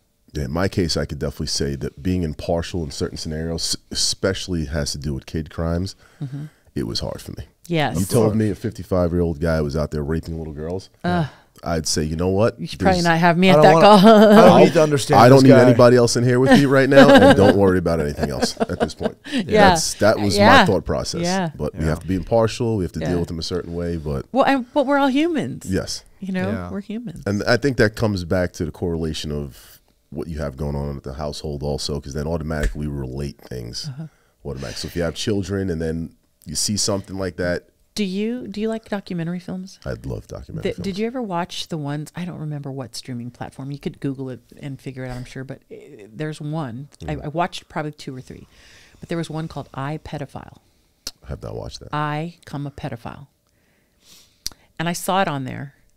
I think it was Netflix or something, I don't remember. But I saw it on there, and I was like, it's on my list, it's on my list. So, well, I ended up watching it, and I have got to tell you, I was really intrigued by what I learned. Really? You should watch that. That's what I'm saying, dude. When he shut down, like I'm like you. I've got my red lines, like that's one of them, of course. And I'm not even a father. When you shut down, it's like when you close the eyes, man, the monster doesn't go away. Okay. Still there. You actually I see like it. that. I see it clearer when I close my eyes. I was like, actually, it has the opposite of like. No, it was very, very. I found it so fascinating to learn. Because I learned a lot about pedophilia and their thought processes in their mind. And listen, don't get me wrong, don't get it twisted. It's not like I have any kind of tolerance for that, but I do understand it. Right. I do understand it. And that it goes so far beyond what I initially thought this was, the compulsion, right? It goes so far beyond just this gratification. I'm not going to go down a rabbit hole too much with this because I could dig down this one, but I even to almost this day, I didn't watch films with anything to do with children. Pedophilia stuff, because like you said, redlining. I watch it and I get angry. And that's your thing. That's your trigger. Like I'll see it and I almost want to go through the screen and be like, why are we talking? Why is this guy on camera? I challenge you. I challenge you just to expose yourself to learning more about it. It's not going to make you not be mad about it anymore, right. but why not get that knowledge and insight? You may even see like some cues on some people who are not even out. Right. You'll be like, it's just, you know what I'm saying? Check, You may I'm better serious. identify I challenge you to not avoid it, but research it a bit more, because also too, because you have to, when you talk about being ready, you got to be ready for everything. And you know, that might be your Achilles, Aaron. Something that gets you in the red or in the black here, and you can't, and it's going to walk you into something you can't see. You can't, you can't, you want to be ready. And if you know that's your thing, then explore it, expose yourself to it, learn about it, so that when it presents itself, jumps out, and it hits you with that 4-punch combination, you've seen it before. You know how to counter. No, you know what I mean? You're 100% right. So let's talk about an incident, Ann. You ready to get into it? It's the moment. It's the moment. So before we get to the big one, I want to talk about the one before that. The little one. The little one. It's not a little one. The little one is still a big one. She has such a big one on that one. The little one was pretty badass too. But let's talk about it. What happened. Tell me about that. Basically, I was pinned in the window of a driver's seat of a car. What was the call? Well, the call was not, the call that we were at, that I was closing down, was not actually related to the incident that ended up developing into that OIS, to that officer-involved shooting. The call that we had investigated that night on October 14th of 2012 was a drive-by shooting that had occurred. So you have a thing with October, huh? You know, I just take off in October nowadays. The chief's like, and it's October next week. Get her off the street right now. You got some speaking to go do? Yeah. No, in that October. My first one was October also. What day? Right before Halloween, day before Halloween. Mine was October 14th, my first, 2012. And we're investigating that drive-by, and we cleared that scene. We were clearing that scene up when excuse me. I feel like got it. There's a little burp there. Sexy. So we were clearing up that scene when the suspect drove up, and he kind of injected himself into that scene, and was asked to leave by my partner that was on scene with me. So the suspect of the drive-by? The suspect that was the suspect in the shooting, because remember, one didn't have anything to do with the other, but we didn't know that at the time. So we were closing down that scene. We didn't have any suspects in custody from that drive-by shooting. Gotcha. So it was me and the on-call detective that had responded, Pauline. She's a good friend of mine to this day. And Pauline and I were there, and she and I were talking, just kind of going over the scene one more time to make sure we didn't miss anything. Any patrol guys there or no? Well, yes, there had been, we were all there, but eventually we were closing down the scene. It was already at the end of it. So it turned into a SWAT call. It was a big thing. Gotcha. And then, again, we didn't get any suspects in custody. So SWAT's gone. All the patrol units have now gone. I'm the last patrol unit that's there. And Pauline, the CID detective, was there. And the supervisor had just left not long before all this unfolded. So we were just kind of, like I said, just taking a last little walk around, just talking and making sure we didn't miss anything, dotting all the I's, crossing all the T's. And, you know, we saw a car drive up, and some people got out of the car, and they were getting into another car. You know how it is with drive-bys. People just jump into cars to get out of there, and then they usually come back later to get their own car, right? So this is what's happening. None of these people that were there that we ended up stopping to talk to were suspects at all. They had just been there, and then, we jumped in the car. And, we started to talk about this when the suspect that I ended up shooting drove up. So he injects himself into this while we're talking to these other individuals that had kind of come back to pick up a car, who were at the party. The suspect in the shooting was not, by his own account, was not at this party. So he had nothing to do with it, but we didn't know this at the time. What time of day is this right now? Now, this is about 06 in the morning, around there. It's still dark outside. It's October. And it's just, we're coming up on sunrise, but we weren't there yet. We're still dark. Gotcha. And he, kind of goes back and forth with my partner, and she's wanting to believe us. He doesn't have anything to do with it. Get on out of here. And he's not doing that. And he gets very aggressive. He ends up making a really aggressive U-turn. He tries to mow her down with his car. He kind of guns at her with his car, and she runs out of the street. And it's just this big thing. And ultimately, we're wanting him to get out of the car, and he's not compliant with that. And he's going kind of back and forth with her. She's got his attention. And so, real quick, he tried running over and then stopped? Yeah, so he had actually went to what I thought was drive away. Okay. But what he said prior to that, was watch. He said, "Watch what the fuck I'm gonna do." That's what he said. Well, naturally, I'm going to take that as a threat because, especially because we have no suspects in custody from the shooting, and I don't even know if he has anything to do with this at this point. Right. Right. But when you say watch what the F I'm going to do, I'm going to watch. Right. You know what I mean? What you're, I want to see what's going on. So your spidey sense is going off at this point? My spidey senses are going off. I literally stopped in my tracks and waited, and he drives off. And instead of making a right turn to drive out of this subdivision, there's like a little cul-de-sac on the left, and he makes this really aggressive U-turn. I remember he kind of went over a curb to turn around. And when he turned around, my partner was standing in the middle of the street because she was I think trying to get a read on that plate, and he kind of guns it. He punches the gas and he guns it toward her direction, and she just runs out of the street. Right. So he's now charged her with his car, and stops. So he doesn't charge her and then leave. He's still refusing to leave. Right. So we're dealing with this very stressful, aggressive situation. And what ended up leading to me getting pinned in the window was that while he's yelling and arguing with her, I'm looking inside the car. I'm realizing, he's by himself. He doesn't have any weapons that I can see that are in, clear view. So we need to get him out, and he's not getting out, and he's refusing to get out. And so what I noticed was that the locking mechanism in the car as he's sitting in the driver's seat was kind of right here instead of right here. It's here, so it's closer to where I'm standing. And I went to reach and pop that lock because the door was locked. Are you on the driver's side? We're both on the driver's side. We're kind of bladed on either side of that door. Okay. And I reach to pop the lock, thinking to myself, he's looking at her, he's dealing with her. Even if he goes for this window and the window starts to go up, I'll have time. I'll pull my arm right on out of there. Yeah. But there was no process of the in-between that my brain ever registered or can even remember. I just remember that I went in for that lock, and I don't even remember feeling it in my fingers that I even got there. I just know that I went in. And then the time frame in between the window closing, any of that split second to two is gone. I don't have it. It just, the window was lodged around my arm, and I'm pinned in it. And I'm like, you gotta be shitting me. I am a lefty. Left hand was in there? God. Oh. But I don't shoot left-handed. Okay, so I that's write left when I wrote that on the brick. I'm left-handed, but I shoot right-handed. I box right-handed. Okay, good. I bat So at playing least your gun softball. side. Yeah. Okay. So my gun side's free. Gotcha. So when he pins me in this car window, I remember thinking, "Oh my God, you've got to be kidding me! This is a freaking rookie move here, right? It's actually not a rookie move, but it is a rookie move. Yeah, right. So I'm pinned in the window, and I remember saying, don't do that. And I'm talking to him through this window.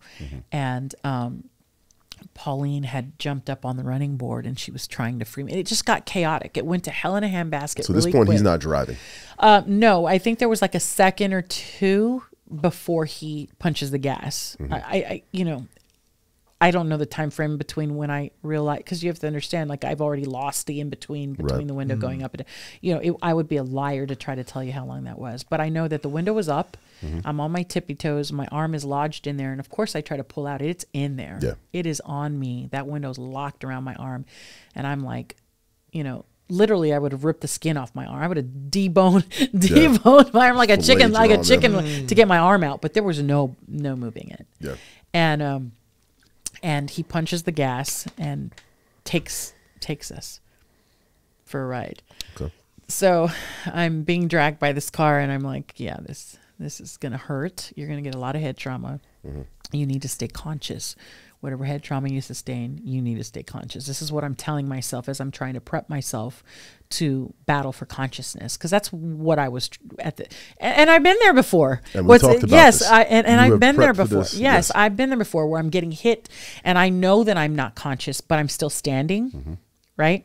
And the crazy thing is, I got very, very well acquainted with my body's stress response, what it's capable of under those conditions, where you lose some capability, what gets heightened, everything. The fact of the matter is, in a stressful situation, everything gets heightened.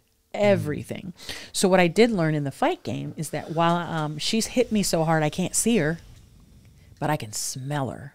I can smell her sweat, or I could hear her breathing, which told me where she probably was, and in regards to position. So I relied on those things.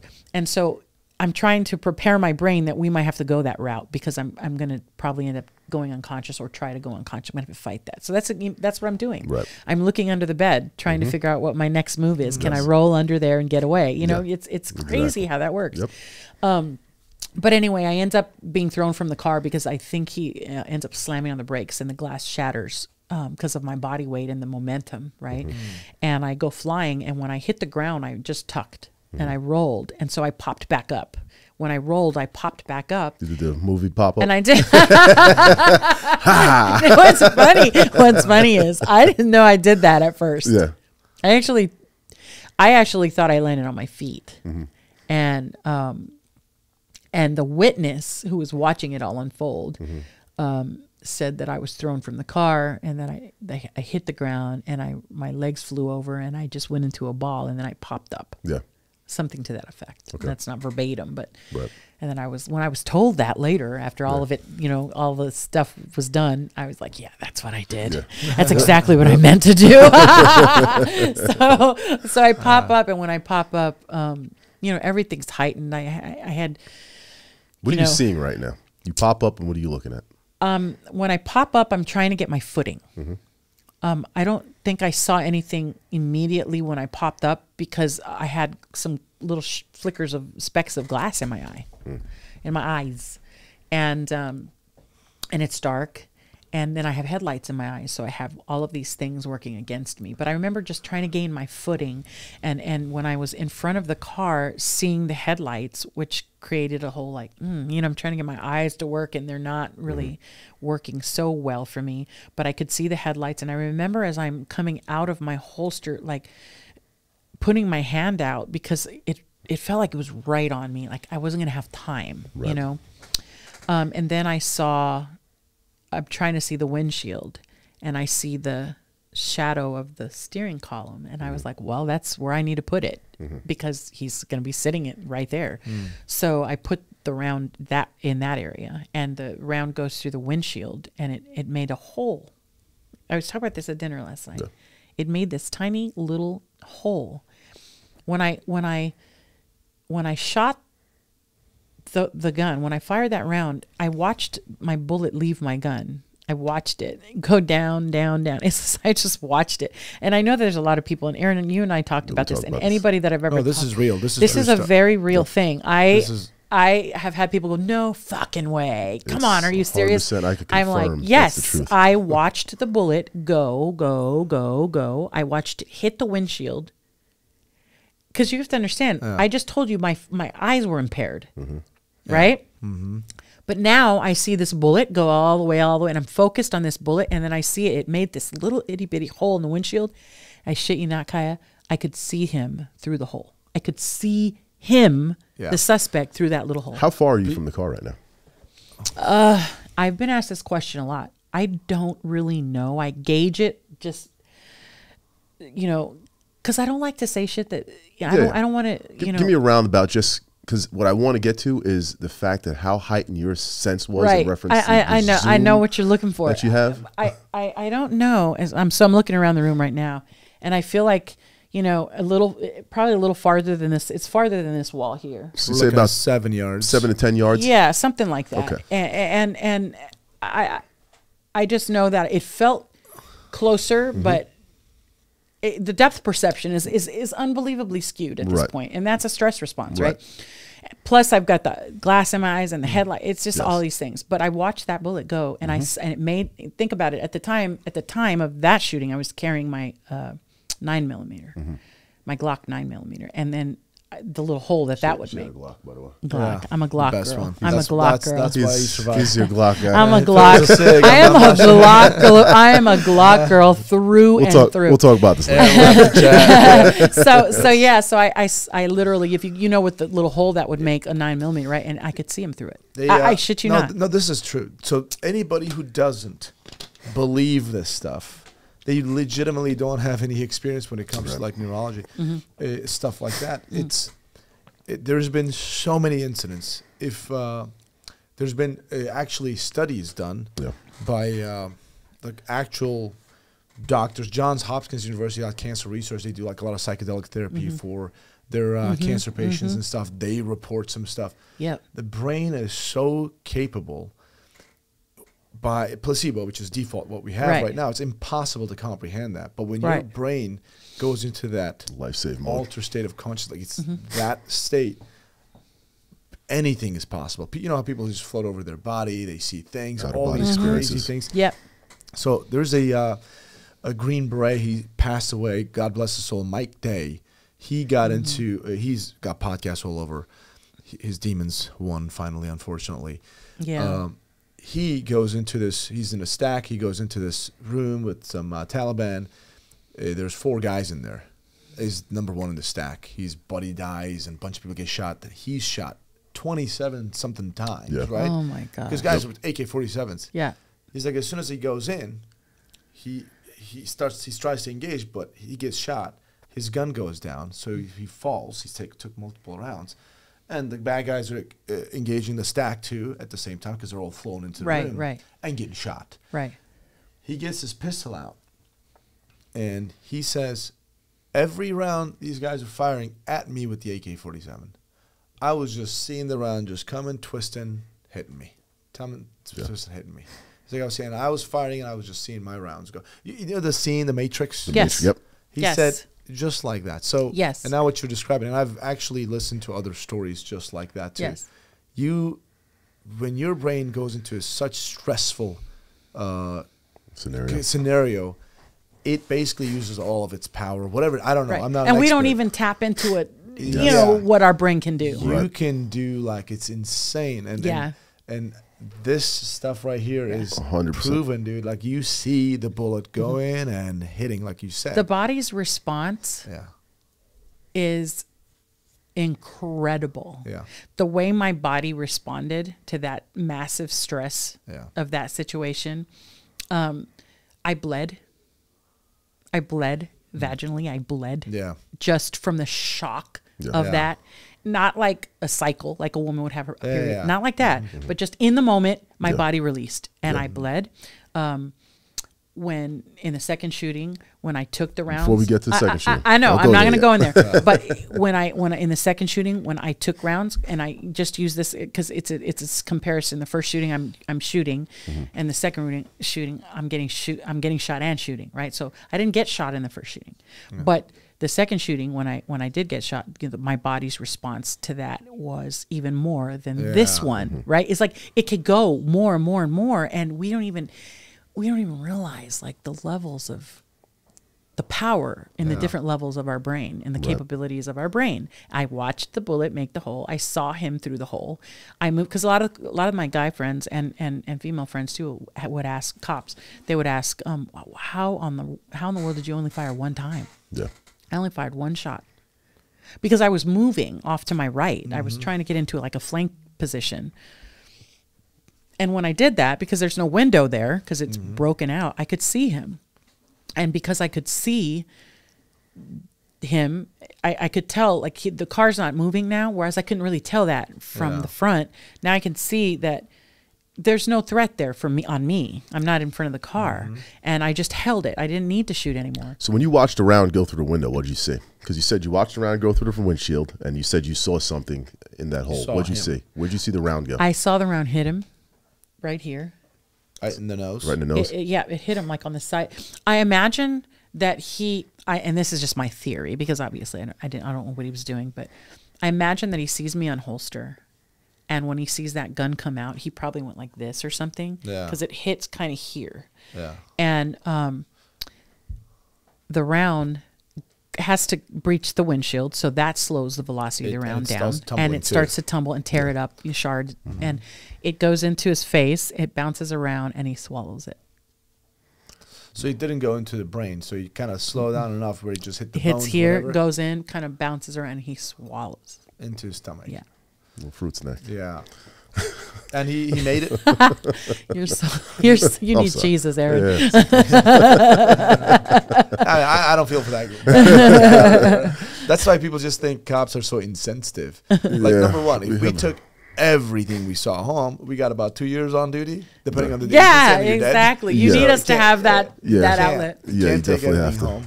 And why the heck would I feel bad for a dirtbag who tried to run you over? I wish he was dead. I'm saying this openly right now. You know what I'm saying? Yeah. I don't care for that guy. I feel bad for him. Yes. Yeah, I feel And bad. you know that this is true. I'm not just saying that. True. Like I have talked about this Yeah. before. I feel bad for him. I believe because I could have killed him. Nobody would have faulted me if I would have dumped another round into him or Of another course 2 not. rounds, right? Yeah. I could have killed him. Yeah. And I think that, you know, I ended up bumping into him years later after I had been shot. And the way he responded to me in such a panic and his response, like the guy he literally, it was a restaurant. And he literally walked out and he never went back to work there again. Yeah. I felt horrible because what I saw in his reaction, I've been there, man. Kaya, Yeah. I've been there. I've had that type of fear consume me over something traumatic, and I understood him. I understood it. Listen, the guy totally screwed the pooch on that. He almost got his ass killed for acting like an idiot. Or killed you. Or killed me Your for partner. acting like an idiot. And what's crazy is he survived it. And so for me, my hope was always that he would take that and learn and do something better with himself. Listen, but I am but all I, about that. I cannot help it when I saw him and I saw the way that, like his response, like the trembling of the hand, like all of it, I felt for him. Of course. And I think I would feel exactly the same way. If somebody tried to kill me and then it worked out fine for him and I, and years later I saw him, I get it. Yeah. Maybe years later I'd feel the same way. But I just have very little tolerance. Like I know this whole gray area thing that I just talked about. Yeah, right? you did. Yeah. I'm all about that, trying to understand somebody. But if you are trying to kill me, I don't give a shit about that's a mistake. No, I Okay? understand. I don't give a I shit. understand. Yeah. You could just die and I don't care about you. Yeah. Don't try to hurt me or other bad people. I mean, good people, sorry.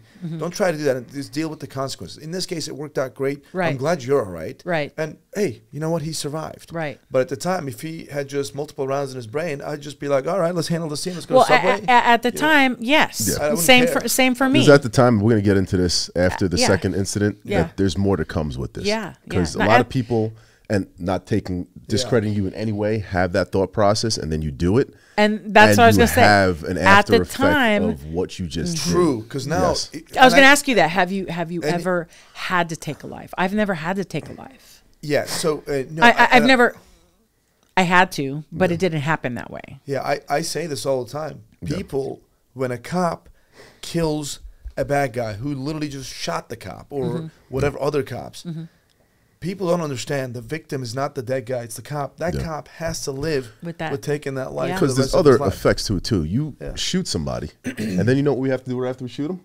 You You have gotta to take care and friggin' render try to go aid. save Yeah. his life. Yeah. So you just tried to... What a mind fuck that is, and right? that's like, think Yeah. about what just happened. I'm been in there. a I've been position there. where it's Yeah. like, I'm Yeah. taking you out. And then Right. right now, Get- now I got to come yeah. save you right after I try Yeah. killing you. Don't get me wrong. I believe that I truly believe this about myself. I believe that I'm an empath in the true sense of the word empath. I do. I feel so much, and this has been a struggle for me since I was this big, right? A little big, and I feel that. But make no mistake about it.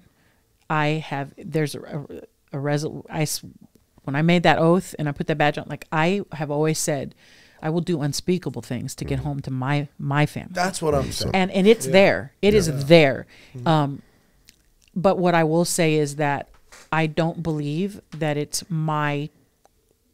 not up to me whether someone lives or dies. I believe, Yeah, of course. you know what I'm saying?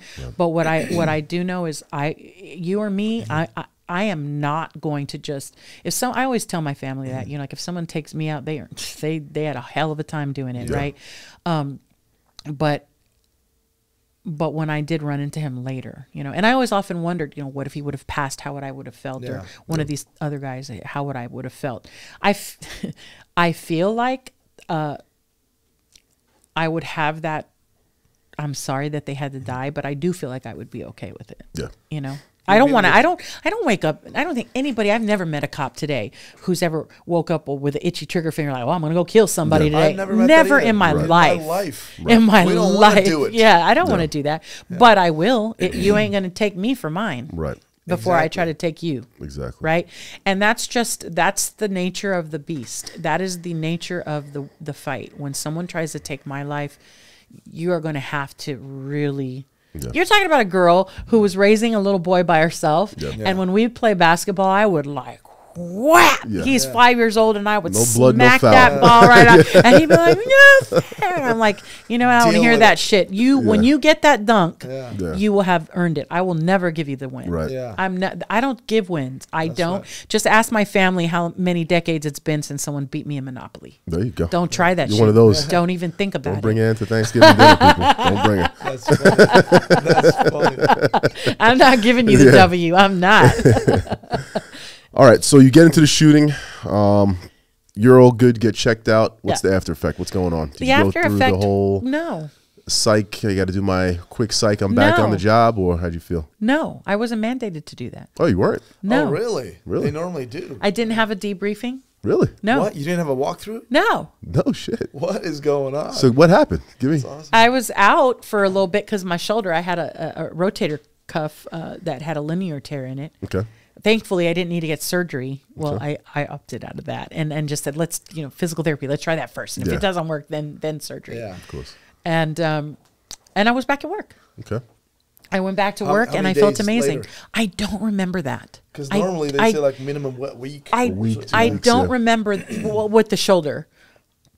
With the shoulder injury, I don't remember. Oh, the shoulder. Yeah, injury. but I'm sorry. as far as the administrative portion of it, when I had to get grand juried and They all told that, you. Go right back? I didn't go back to work right away, but I think I didn't go back to work because of this. Right. I don't know. I don't remember if it was because I shot someone that I was not working, Mm-hmm. but I went back to light duty. Okay. But that's why I'm thinking like it. Gotcha. And then I ended up getting no billed, of course. It was real justified. And so as soon as this shoulder, I could do the things I needed to do with it, I was back at work on patrol. And I did not experience, I think I had that mad rush of adrenaline that was still pulsating through me in the first 36 hours to 48 hours right. after, where I didn't sleep. I was just, and Then you know, you it's get the dump. it's on auto, it's on auto, auto play, and it just loops in your brain the incident more over and over. Right. It almost drove me crazy. I felt like, man, I don't care anymore. I don't want to think about it. I just want to sleep, but I couldn't. How many years did you have at that point when the shooting happened? As a civilian, No, as a police officer, patrol. yeah, as a civilian police officer, well, combined, because I have military she's police MP. and I I'm have talking about civilian civilian police. police, As yeah. a civilian, I came into law enforcement in 2010, And when did this happen? 2012, So you got 2 years on. as a And- civilian. As a civilian, yeah. Right. Okay. Yeah. And a lot of people, it's funny that I'm glad you brought that up because I think a lot of people don't really think that military policing counts. And I say that I didn't draw anything from my law enforcement, civilian law enforcement career during those times. It was all military training, my fight background. I had plenty of experience in military policing. And the thing is, our tactics are super sharp because everybody that we're policing is trained to kill you. Mm-hmm. Yeah. So you have to be on your game. And we are enforcing 3 different types of law. What about the loss? Now that you brought that up, I'm curious because you're a bunch of vetted people who are in the military, like-minded folks. What do you think? What are the gunned down or killed in the line of duty officer rate in the military versus civilian? Is it similar, comparable? I always thought it was much less. No, it's No, much less. Yeah, not it's at all. Not anywhere near. And now you have to understand too, Hmm. back when I was doing it, this is a long time ago, Yeah. in the 90s, back when I was policing as a Marine, it was Marines that were policing. Yeah. Now they have civilians that come on Police them. and become military police. Really? So right. Okay. Yeah, so they have, from my understanding, they have civilians that they train to be MPs to police on the base. I'd assume there'd be more fights now against those cops because they wouldn't. I'm It's assuming just they a wouldn't like different. it. It's a different beast. I feel like when I was doing it, we were all Marines. Yeah. Yeah. And I don't care if you're a shitbag Marine. There's still a level of discipline that you Yeah. possess that this average bear doesn't. That's what I'm saying. Civilian policing, I'm assuming the Marines, or even if you're in the Army, doesn't matter, right? Whoever you are in the military, they'll be like, man, this is a military base, and some civilian guys policing me here. The pride. But the would thing probably- is, But I think what you'd going be back to Yeah. what you'd be shocked to hear is Marines would rather deal with civilian police and get arrested out in town than deal with the repercussions of getting fucking hemmed up on the base yeah. and dealing with the MPs. Yep. But I've heard some MPs are stories. civilians, you said, right? Well, now, now, Okay. before, no, it wasn't like that. I see. And I don't even know that it's entirely all civilians. I don't know that it's across the board civilians, but I know now they have civilians doing the job. They may have some Marines that are MPs doing the Gotcha. job. But what I will say is that yeah, they didn't want to deal with the MPs. They did makes not. You're sense. talking about a career breaker here. Yeah. And for the most part, you're talking about Marines that are just trying to blow off steam, have fun. They party too hard. Yeah. They've beaten on their wives and they're, taking their own lives and they're getting in fights and, shit like that. But trying to shoot up the whole base, no. And granted, when I worked on Pendleton, we had an incident with a Marine who went up and shot his command staff, and one of them died. He shot his commanding officer and his executive, his XO, and his CO, and it was a big thing. It made news nationwide, but those were such isolated incidents. That's not stuff we saw all the time. Not common. You're not getting people shooting at the military police like out here on town. It's not like that. It's just not. Nice. Gotcha. All right. Eric? Okay. You guys want to take a break real quick before we get into the big one? We'll take a break, or you want to get It's into up to you. I mean, I'm good to Up to go. you good to go? Do you need to go? No, Do you have I'm to good. poop? No, I pooped this morning. I'm good. I let it all out this morning. I don't know, Ryan. Do you have to poop? You guys All all good? right. All right. I want to get in that thing. Let's I So do wanna- it. let's get into it then. Okay. All right. So October 26, 2013. What time did you make this?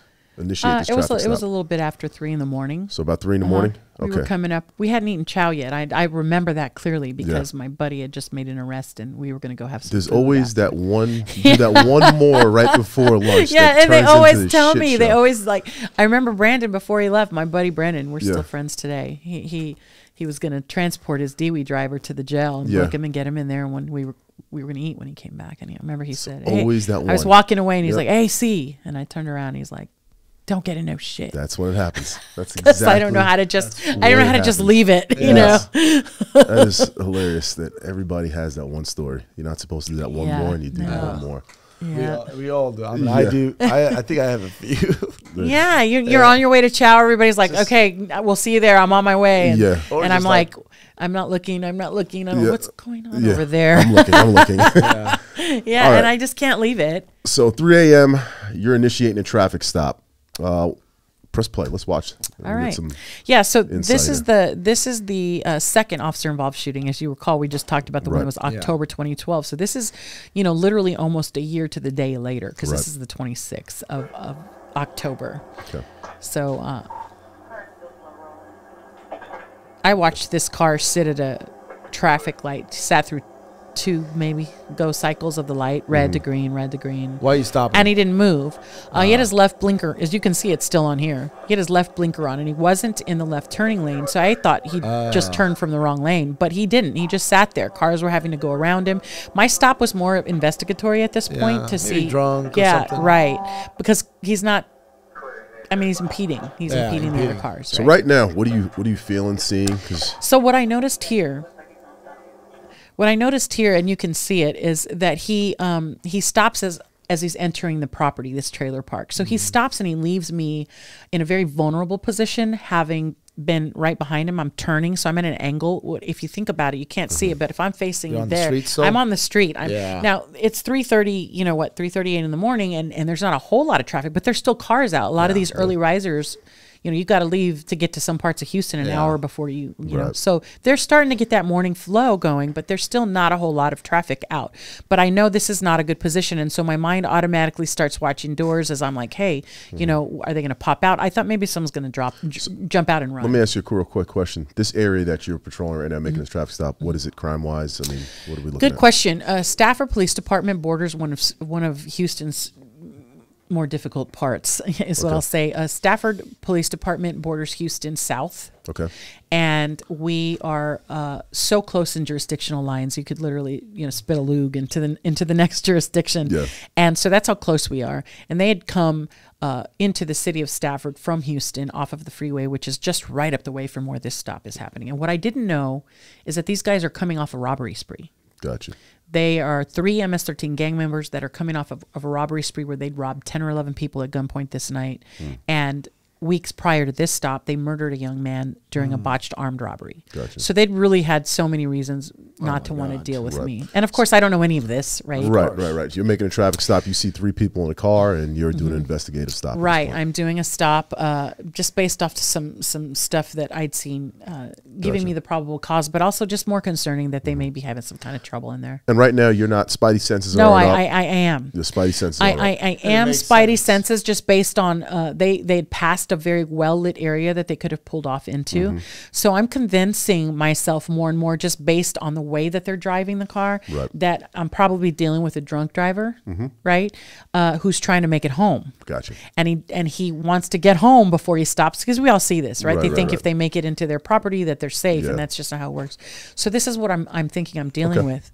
And when he stopped here on the entrance, leaving me in that exposed position in the traffic lanes, my thought process was someone's going to jump out and run, right? But I was going through that process of elimination based on the red flags they were giving me on what I could potentially be dealing with. Right. All right. So let's play the whole video through. Yeah. And then we'll come back and talk some more.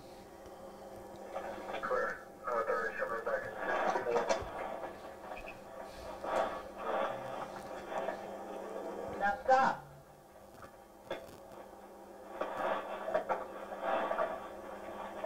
Stop.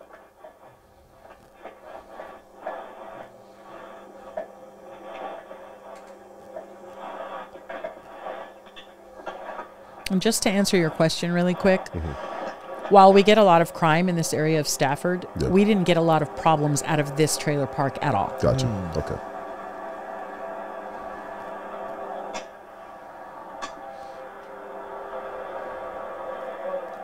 What are you doing? What are you doing? Oh, I was just coming from work. Work. Huh? Work. You're just coming from work. There's a lot of red flags and pre-attack indicators that I'm picking up. So if you're wondering why my hand's on my And I want firearm, to get to all of that. Yeah. And I want to, because there's a lot of things going on right now. You can see something's going down.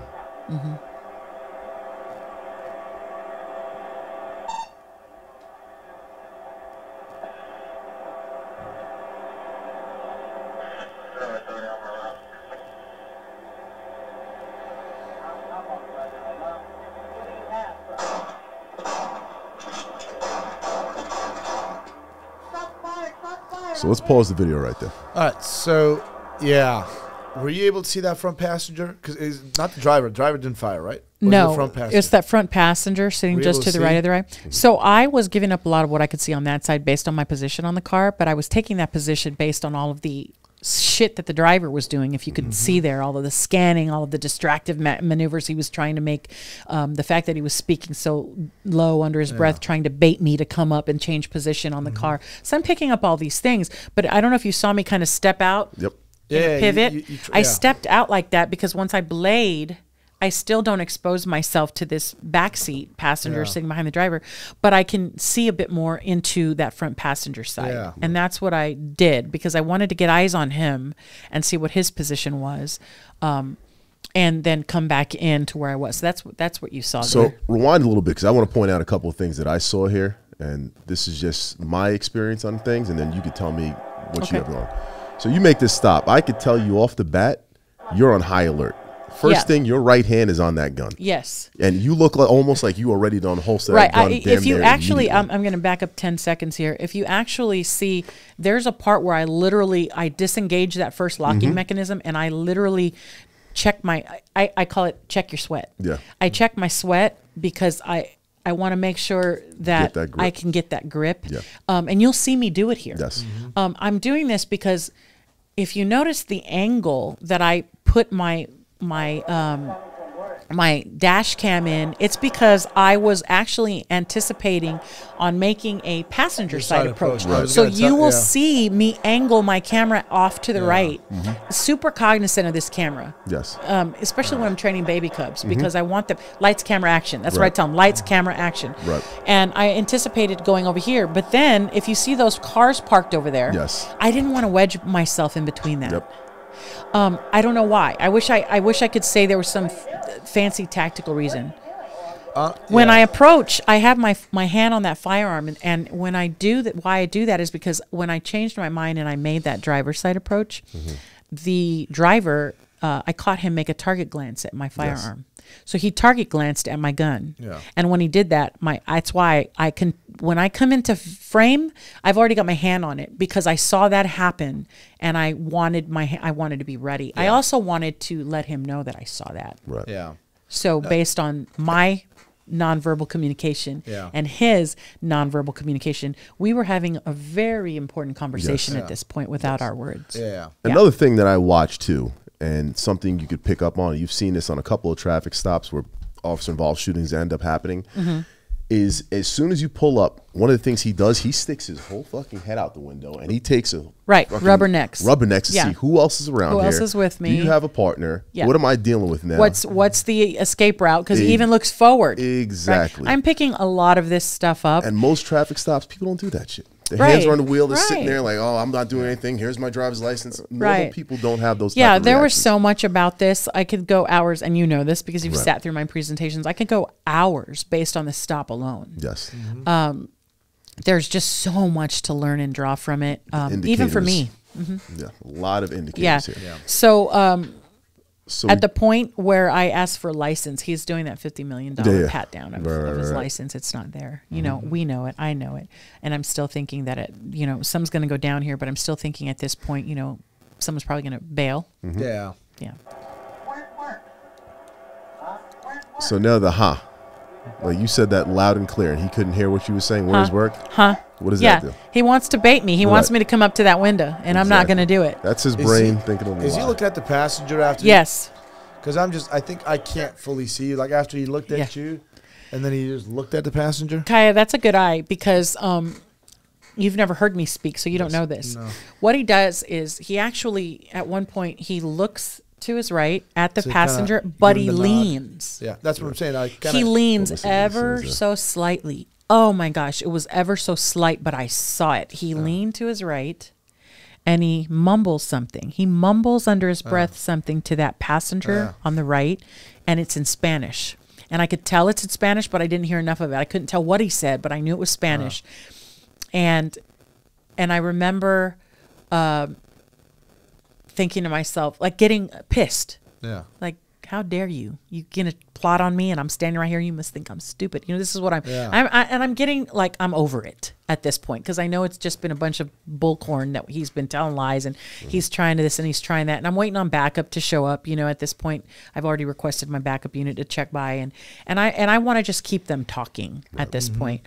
But when he mumbled something, he mumbled it and he leaned and he mumbled. And I think that's what you're picking up on. That's what you're seeing. Yeah, I see it. And then I also notice when the shot went off, how quick the driver was off the brake pedal and hit the gas. He was coordinated. He was expecting that shot because there would be a little delay. I don't care who you are. Yes. Well, the Shot startle goes off, reflex yes. has to go off. Oh, shit. He Right. shot somebody. He's ready. Yes. I think the second round went off before even second, or right around simultaneously. And the he's guy's moving. already moving. Yes. Well, I mean, if you look at this, he never put the car in park. But that's actually another indicator. And that is something I missed in that situation because as I made my approach, you remember, I've caught him target. You have to be looking at him to catch a target glance because it's so subtle. You guys know that. Right. A target glance is a very subtle glance at a target, guys. For those of you who are listening that may not know what that is, a target glance is also very, very telling and very indicative. A pre-attack indicator, a red flag for sure. So I was so focused on that, I didn't notice that the brakes were up like this. So he never put it in park because he didn't intend on being there long. Right.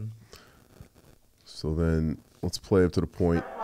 So he puts this shot. Does it come through the driver's side or the rear window? The rear window. He climbs in through to the back of the rear window. Yeah.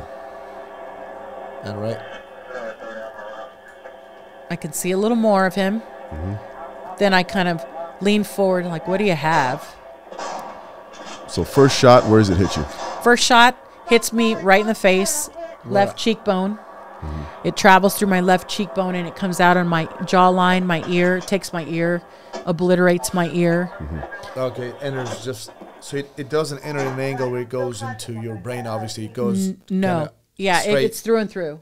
So it goes in. If I'm showing you here, I can take this off. Okay. It enters here at the left cheekbone, and I'm looking this way. Okay. So it enters here, travels through my face. And it comes out of the left side of my jawline, just under my earlobe here. It breaks And the jaw and everything? No. Okay, it goes right inside of it. So I'm told by the surgeon that the path that the round needed to take, the path the round had to travel in order to avoid any massive injury to my face was probably like this. It's about a quarter. And inch. that That's is where it went through. that is the exact path. That is- When I show photos of the injury, you can actually see the bruising. The bruising heals. The bruising actually highlights the path that it took. So you could see the path. I see. That is the path that it took. It just got. And what insane. caliber was this, by the way? 9. They had a 9mm and a 45 caliber in that car, and I had a 40 caliber. And the 9mm is what the suspect shot me with in the face. So that's the first round. Okay. The second round hits me here on the left side of my left breast. So it goes. I did have a vest on, but you know, especially as women, when we have those custom fit vests, they kind of cut a little more to allow for breasts, right? Yeah. And also they're not even graded a certain amount out so that we have that mobility. So that round hits at the softest point of the vest, and it actually penetrates into my chest cavity, and Goes into into your chest. into my chest. Where did it stop inside the torso? It stopped in the vest. What? I know. Wait, it went into your chest, came out of your chest, and hit the vest? So it went, my theory is, and I say my theory because there's been so many people that tried to figure out how this happened. Okay. My theory is that I'm wearing the vest. I turn to tactically retreat, right? And I have my arm up, and the second shot hits here.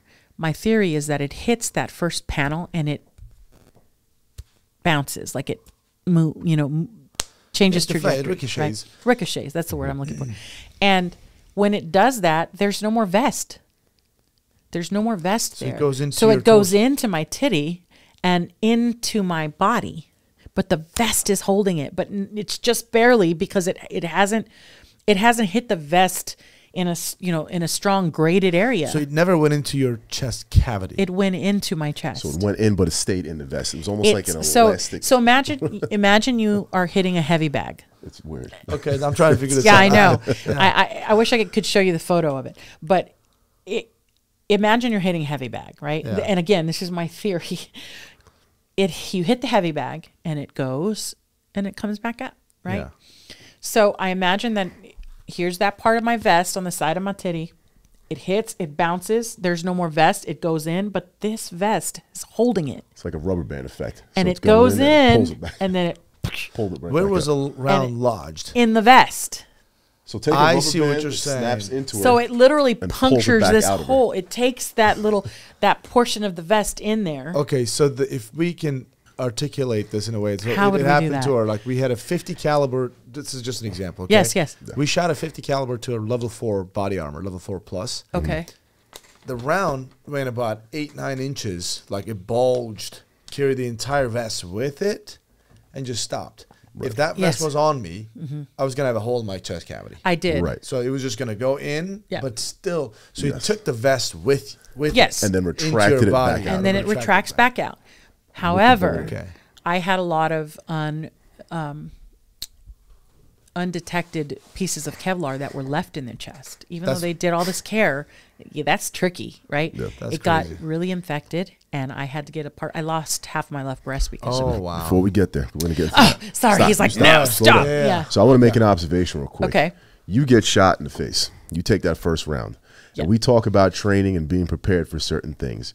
Your first initial reaction, and I observed this as a boxer, your first initial reaction getting punched is what? Yes. Your block. Protect my and face. I watched exactly Yeah. what you did here, and that's when the second round Right. went under Right. that arm. Right. And this is just to come back to the aspect of the training that you've done up Yes. to this point snapped into play immediately without a thought. Right. You felt something hit you in the face, And it's and yeah. automatically you go into boxing mode, Right. block your face. That's really helped me in my career because, as you know, people are going to swing at you. They don't care if you are a man or a woman. Right. And the ability to have that ingrained into my muscle memory, Yes. and it's second nature for me. I don't have to think of slipping a punch or protect. I don't have to think of these things. This is instinctive to me. Has really saved me because I have really lessened the blow on a punch that may have grazed me, or I more miss them than anything. I've never been nailed solid because I've been able to use that training. them, you know? It's the training. Right. And again, and it's what I used to, I would tell people all the time when I'm training officers, I would say, you better be making deposits into your bank of training because when you need to make a withdrawal, you are going to want it to deliver for you. Exactly. And you can't get ready in the moment you're supposed to be ready. And on top of that, we're not going yet. Oh. You follow up with getting that shot to the face, shot to the chest. Obviously, you're gonna react in some sort of way. You kind of keel over a little bit and immediately draw, punch out, and you get involved in that fight. Not a hesitation. I think this is one of the most badass videos I've seen. Absolutely. Not a hesitation. I get goosebumps watching this shit. Without a hesitation, draw up and you deliver rounds to the back of that car. It didn't feel like that. And it doesn't feel like that, but we watch this and everything is just reaction. Yeah, it felt like a long time. I'm having a whole conversation with myself, like a whole conversation. Before I, and I've said this in my presentations, I literally said, "You're in a gun battle here, girl. Any day you want to start shooting." Yeah. I said that to myself. And it's so funny. I mean, I'm sure this happened to you. Like a guy cracked me in the nose. It was like probably 0.1 second, man. Like or 0.2 second where I like responded. Yeah. I'll never forget it. He like hit me in the nose and cracked it. And I'm like, I'm having this whole I'm like, wait a minute. Did he just hit you? He has no idea how big of a mess up. He's going down. He's calming it down. I'm like, oh boy, he's gonna die. Like I'm having all these conversations before I responded. There's a video of it. It's literally like this.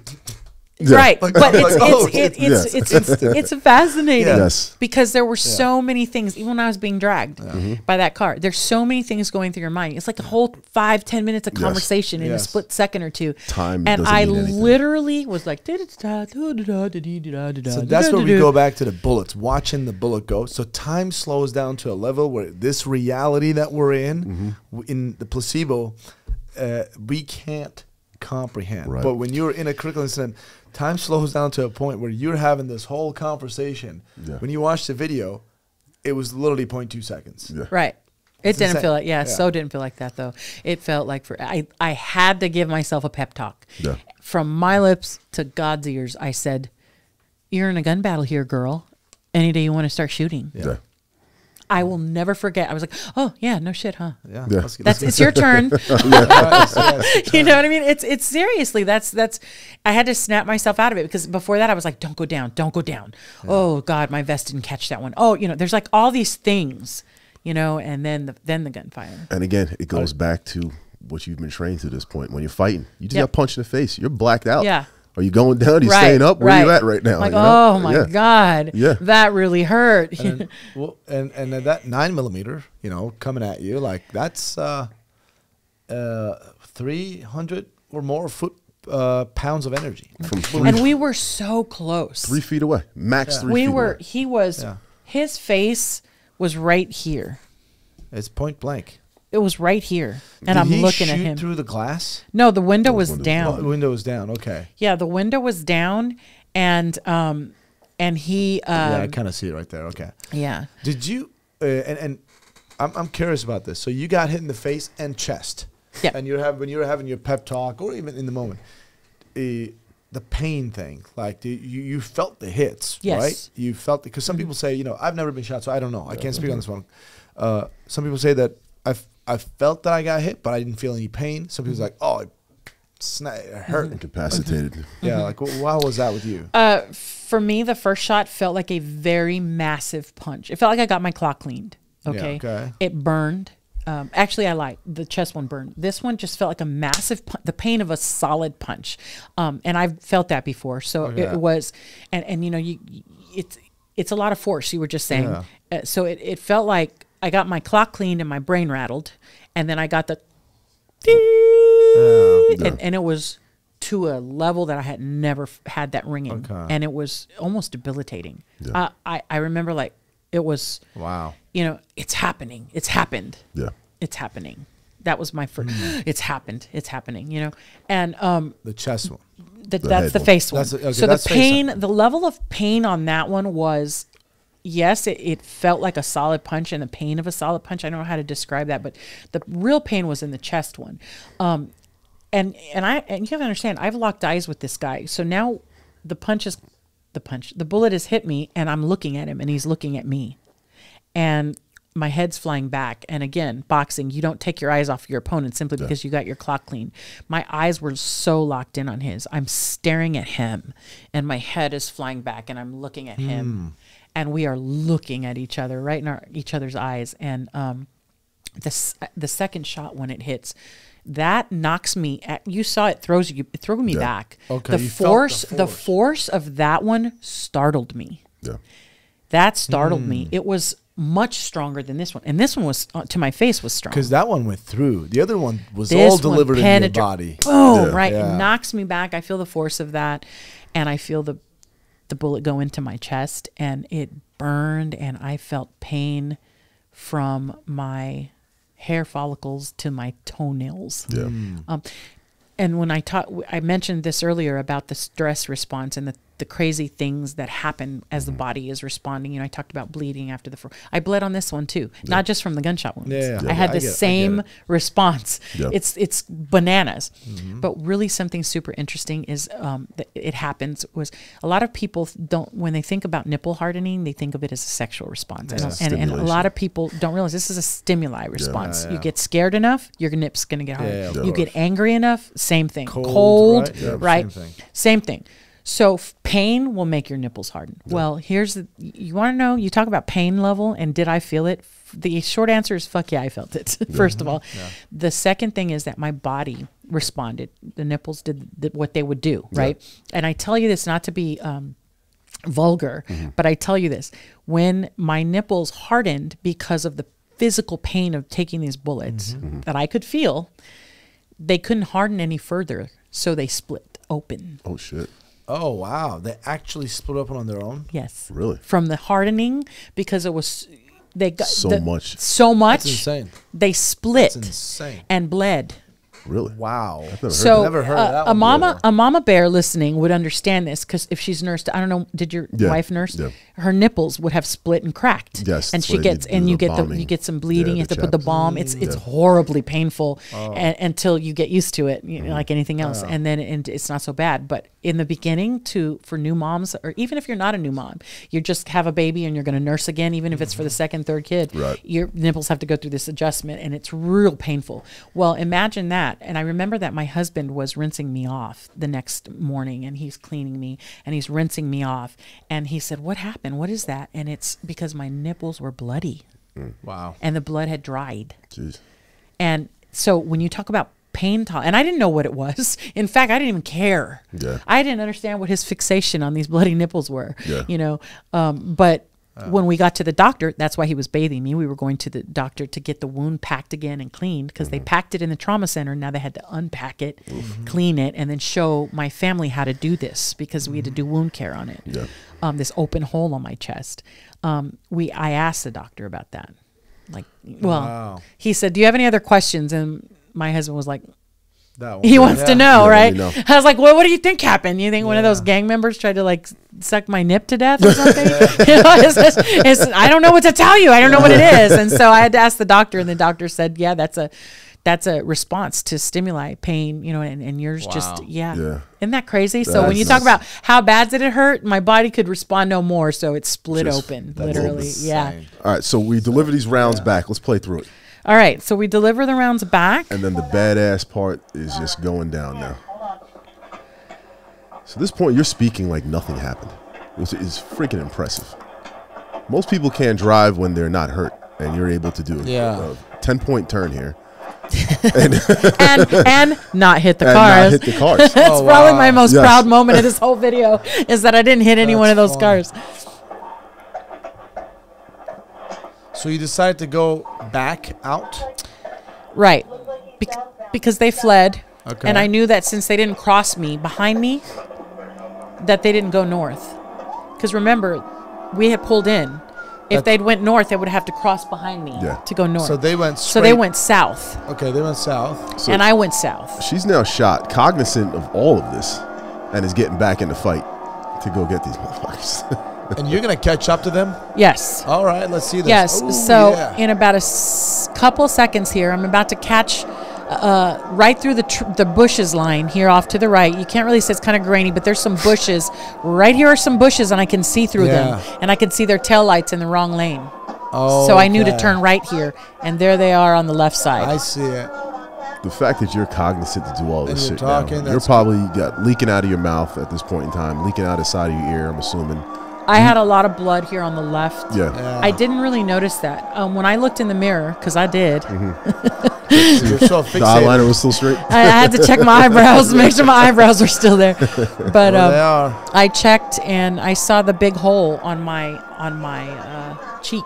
Yeah. Big gaping hole. Did you freak out when you saw that? No. I've seen worse after Yeah. a fight, after a Yeah. boxing match. So it was a big hole, and I'm like, okay, yeah, you know. You're talking, you're breathing, so it can't be that bad at that point, huh? Right. Well, and I did do a self-assess check of Yeah. myself. So I had all the faculties I needed. I certainly wouldn't have gotten behind the wheel to pursue had I felt that I was. So pause for a second, because I'm Okay. going to make a point real quick in police work that I hate.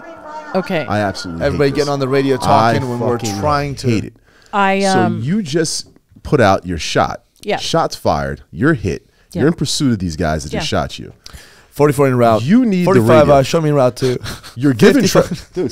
This That's is my exactly fucking what pet it peeve. This is my pet. fucking That's what I'm peeve. doing right now. Bro, I You know, hate that en shit. route from the show. Yes. Are you Yeah, shitting show me me out right with now? a cat on the Yeah. on a tree. I gotta drop off a DUI. I'll be right there. Yeah. Like, are you fucking kidding me? Like, Yeah. she is putting Hey, out where- radio where's traffic. she again? Shut the hell up. Listen to what she's saying and start going that direction. She's going north or south, whatever direction you're going. Go that way. You'll when run I- into her at some when point. I was training my rookies, I would tell them. Like, we would have this stuff, and the Yeah. guy's like, 45 in route, 53 in route, 102 in route. Like, I'm like, hey, don't do what they're doing. My the God, guy dude. needs the radio to himself. Yeah. And everybody's like, we're going. I was like, are we going there? He's like, But yeah. you- I was like, let's just go. But you know what that is? That's a stress response, and that's a maladaptive response Yes. to stress. Yeah. A maladaptive response to stress, meaning you're not adapting well to the Right. stressful situation, which is why we have to prepare. And I always tell law enforcement this when I'm speaking to them and training them. You know, you don't want to just focus on tactics on how to handle the OIS or how to handle the hand-to-hand, right? You have to understand what type of backup you want to be, and you have to practice that too. Yes. And that's what this is. And I mean, I get it. I know they're stressed. Like And the crazy thing is to me, you're the one shot, and you're the calmest one at all of them. Yeah. Where's she at? What's the direction? What's the direction? I need the radio. yeah. Yeah, dude. Yeah, everybody, you know, and everybody's response is different, and Yeah. that's why I think that this is really important to train together as a team. Yeah. Because you know, and I made a huge mistake here, guys. I knew this was going to happen again. I knew after the first shooting that something like this would happen again. I knew it. Like, I know my daughter's hair is curly and gorgeous. Yeah. I knew it. And I prepared for it. For the better part of that year, I did nothing but prepare for that moment. Right. But I didn't do that with my team, and that's a huge mistake. And that's on me. I get it. Yeah. All right, so let's play this through. Let's run through this a little bit here. So I'm going to this. jump ahead Yeah. a little bit because this is a long pursuit, guys. And It was about 15 minutes. it's a long video. It's like 12 or 13 minutes almost. Yeah. So I'm going to skip ahead. Okay. We pursue. And again, I was telling you like this, you can catch this video on Yeah, YouTube. we'll put it in. We'll put a link up. In the Okay. description, yeah. Okay. Let's just skip to. Let's skip to when you catch up right before you get down to the cul-de-sac area. Okay. This is when I let dispatch know I'm hit. All great information. Yeah, very So good. when the Yeah. ambulance is getting there, you know what you're dealing Right. with. This That's is what what I need. want them to know. Right. This is what I need when they Right. get there. Look at they turn right. Right. So as I turn right, I give the description on the males, the Yes. suspects, because I haven't done that yet either. So I'm just going to relay the information Yes. at this point. All relevant information you need to know. Now we hop on the freeway, and as we hop on the freeway here, we've entered into Houston Harris County, which is outside of my jurisdiction. You'll see a stark contrast in between when I'm in pursuit in my own city, and I know the streets like the back of my own ass. And now you're now I'm in a city that I have to rely on street signs. Yes. And of course, recognizing this is not conducive to a fair fight Right. or Yeah. pursuit. So I recognize that, and that is in my head. But also, I will start to take fire again from the suspects. Okay.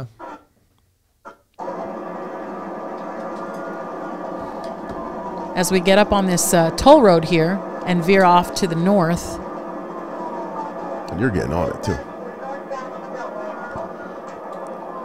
they're going to start shooting. I've shot that rear window out, I so saw they have that. a clear. I saw that. yeah. Yeah.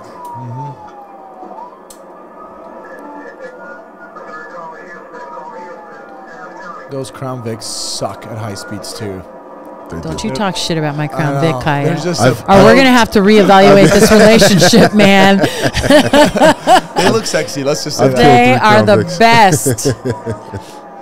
I don't want to be in a high pursuit like that in an SUV. Oh, in a I Caprice. don't Have you ever know. driven a Chevy Caprice? Yes, I have, sir. new ones? I am 50 this year. I'm 51 this year. I'm No, talking about not the the new- new ones. I'm No, talking the about old the- ones when we had those in When the I was fleet. a trooper, I had one. The best freaking. Insane. So fast. I haven't I went had one. 156 miles an hour with that thing. So you'll see here they're going to exit. Now watch. This was really telling for me. They're going to make a turn. I can tell you what they're doing already. Yeah, they're plotting. They're planning. So he makes that signal light up for me, and he turns, and I was like, "Oh, telling you, come that's here. he's Come on with yes." me. I was like, Come on with me. Let me should bring. I was come this like, way. really? So you see me drop way back Yep. because I know he's baiting me into an ambush And the at this fact that point. you have the wherewithal to recognize that. But is they amazing. noticed that there's only one car behind him. Right. That's it. Right. Hey, bro, I can see it's just her, man. Yeah. Well, they didn't know it was me. Or whoever. Well, they Like knew the Yeah. it one was car. one car. Yeah. They could they take our they didn't chances. know it was me. I love that. They didn't know it was me. Yeah. They thought they left me there They dead. killed you, yeah. They didn't realize that I'm Latina. So I'm reading street signs and I'm putting information out, and my people are coming. My brothers are coming. Yeah. So at this point, I'm assuming that's one of your sergeants or somebody else tells you don't pursue. And Yes, that's my sergeant. Yeah. He's saying, okay, yeah, You don't stay know right where you're there. at. you set a Yeah. perimeter up and just wrap it up here. But you can tell here too that I've already decided I'm Yeah. not going down that Yep. road. And you can hear you actually say that in Yeah, over I'm not going to dispatch. pursue. I'm not going Yeah, down I'm there. not going down there. Yeah. Dude, yeah, I'll talk about it later. So then let's they're end going to it real show quick. up. They're going to Yeah. show up, Just show the reaction. and you're going to hear me say, Let's get out of this area. Smart. Hey guys, get out of this area. I don't feel safe here. Get out of this area. Yeah. and I'm saying that because of the feeling that I know we're going to maybe Well, it's an ambushed. ambush, Yeah, yeah. right. So I'll pull out, and this is where we're going to stop. We'll stop off here on the side of the road, and this is where we start to assess injuries. And again, How are you feeling right now? At this point, I am very self-aware of the fact that I don't feel my legs anymore. Okay. I'm driving the car to turn it around, but I don't feel my legs Yeah. and my feet. So the using chemicals are pedal. starting So to I'm do- realizing I'm having the dump. I Yeah. know how Shock. this feels. Oh, yeah. I've been standing on my feet and don't feel my feet when I've been fighting. Yeah. I know they're there. I'm driving the car, obviously. But now these are things that I wasn't feeling while I'm in pursuit. So I'm recognizing that my parasympathetic is starting to work. Right. And it's going to work against me. So I need to stop driving, which is what I do. And I get out of the car. And when I lean over on that push bumper, what I do is I just kind of try to get my legs So under get 'em there. back, yeah, get 'em And then I don't stay there. If you'll notice that I don't stay there because I know the parasympathetic is going to start to work. What I don't want to do is collapse. Yeah. Because as the adrenaline drops, you know, and I want to keep my legs moving Yeah. and keep using them Right. because then otherwise I'm going to collapse. So you'll see that I'm really fighting that feeling of getting ready to The go fact down. that you have the knowledge of all this to prepare Yeah. yourself for what you need to do, That's my fight career. and that's I come have to attribute circles it. all the way My back around to boxing that. career Yep. brings it full circle because I've already felt all this stuff. Yeah. And then you have the wherewithal to tell your partners, like, start stripping me down. Let's start figuring out Let's what's going on. figure out here. what these injuries look like. Right. And so that's pretty much kind of how it ends Yeah. is with us trying to get this gear off and assess the injuries. All right, question. Yeah. First of all, what an incredible story. That's one of the most Badass. badass fucking And things I've what- seen. I'm sorry. one of the best officer-involved shootings. I want to know this. When you fired, 2-3 rounds, whatever that was, into that car, obviously you had at least one hit with the back window that went down. I saw that. Did you have any other rounds that hit that car? All of my rounds hit the car. Okay. None of them went inside their bodies. Okay. This is another really awesome thing. And I understand people may say this, like some people who have no clue. Oh, it's a giant car, you know. You are literally shooting at a moving object. You're moving yourself after you're being shot. You know how hard it is to hit that thing? Extremely. And you had 3 rounds, and it was just like one of those, like, real quick, just like It was shot 2 like that. double taps, and I'll never forget them. 4 rounds, right? Because I counted them. Okay. I'm counting. The whole Yeah. time I'm counting. I want to know how many I put out so I can tell it. Yeah. And you know what's crazy? I didn't think about that in the moment. Right. That's what I prepared. in that year in between, I wanted to make sure that I knew how many rounds I shot, because I remember being asked that after. They always Yes, ask. they always But, ask. you know, generally cops don't know anyways. Right. When they give a number, it's generally outrageous. One of the cops who dumped an entire 15-round magazines on one of the incidents, like, how many did you fire? He's like, I think like 3. Yeah. 4. Right. No, And in their brain, they're right. They heard 3 shots go out. Right. They 'Cause, look you know, at him, they he's don't got a hear. slide lock. I mean, think about it, like auditory exclusion and all. Some guys, they don't even realize that they've done a Did magazine you have an change. auditory exclusion? No, I didn't. I didn't I'm on glad that you at brought that that time. up. So another thing too is the training aspect things. Is in my 3rd shooting, I knew how many rounds I counted. I had a cadence, like the cadence. It was crazy because we trained the day before with our SWAT team. We had a SWAT training, and I had my cadence down to a T. Yeah. And I did that exact cadence on my shooting. So when they asked the round count, I was like, I know how many I knew, shot. yeah. So I know for a fact I how counted shot. them. I counted them, and I know that I was told one went through the seats into the stereo system. One, I know that I was told one of them lodged into the rear, like right in the middle of the seat. Like if this is the seat back in the driver's seat or passenger seat, it was in the middle of it. So it just didn't go all the way through. Yeah. Another one went through the middle. I remember seeing one because I'm shooting and I could see just to the right of the keyhole of the trunk, I saw one hit. And I remember I thought, oh, my group is dropping. Yeah. But every time I shot, I just, oh God, the pain. Yeah. Woo. Oh, yeah. It was gnarly. Yeah. Wow. Okay, so these guys, obviously at that point, did they get caught that night? All three of them. All three of them are caught. One was caught that night. The other 2 were outstanding for about a week or so. This 26, 27, 28, 29, 30, 31. 5 days. Yes, I have to count my fingers. I do the same. On Halloween, we did a press conference. I lie. It was the next day. No, it was Halloween. We did a press conference, and Houston Crime Stoppers, they doubled. They did this. They just launched a program called the Fallen Hero Program, and they doubled the reward money from $5,000 to $10,000 when a first responder is injured or they killed. got the calls. Yeah. And they got the calls. And so okay, I mean, I'm jumping around, but obviously, what happened to the dirtbag? So one got life. The driver. Driver got life. He got life for just shooting or other. He never fired a shot. All the robberies. No, well, they're not. They don't put him on trial for that. Yeah. So just for this incident, Yes, he got life. He got life. He was Gotta the love Texas. ringleader. You gotta love Texas. Gotta love Texas. Ye fucking ha, baby. Yeah. What about the dirtbag? The passenger in the rear back seat, he ended up getting 14 years because his confession of I shot at her on the scene and during the pursuit, but I purposely didn't hit her with any bullets, is what he said. Well, anyway, that got redacted for some reason, so the jury never got to hear that, and the prosecutors did an amazing job with convincing the jury that he was culpable and he knew this was going to happen and involved. So he got 14 years. The guy in the front seat who shot me from the front seat, whose eyes I looked into and who ultimately I sat across the table from and had a 3-hour conversation with, we ended up going with a plea deal. I made the decision, which was given by the district attorney, gave me all the power and said, fine, 100 you years. You choose what you want to do. You want to go to trial? We'll go to trial. You want to plea deal? And I said, yeah, well, let's do a plea deal. I said, I'll do the plea deal for 50 years, which is literally a 5-year difference from life, before he's 15 eligible. or 50? 50 okay. 50 years. Yeah. But he had to plead guilty to the murder in Harris County, which was a case that looked like it wasn't going to go anywhere, for the murder of Carlos Sosa. And I said, you have to plead guilty to that first, and then we'll take your plea deal over here. And he did it. So how many years did he get on his plea? He got 30 years on that murder in Harris County and 50 years for mine. No. On a concurrent. Hey, good stuff. Yeah. Good stuff. What an incredible story.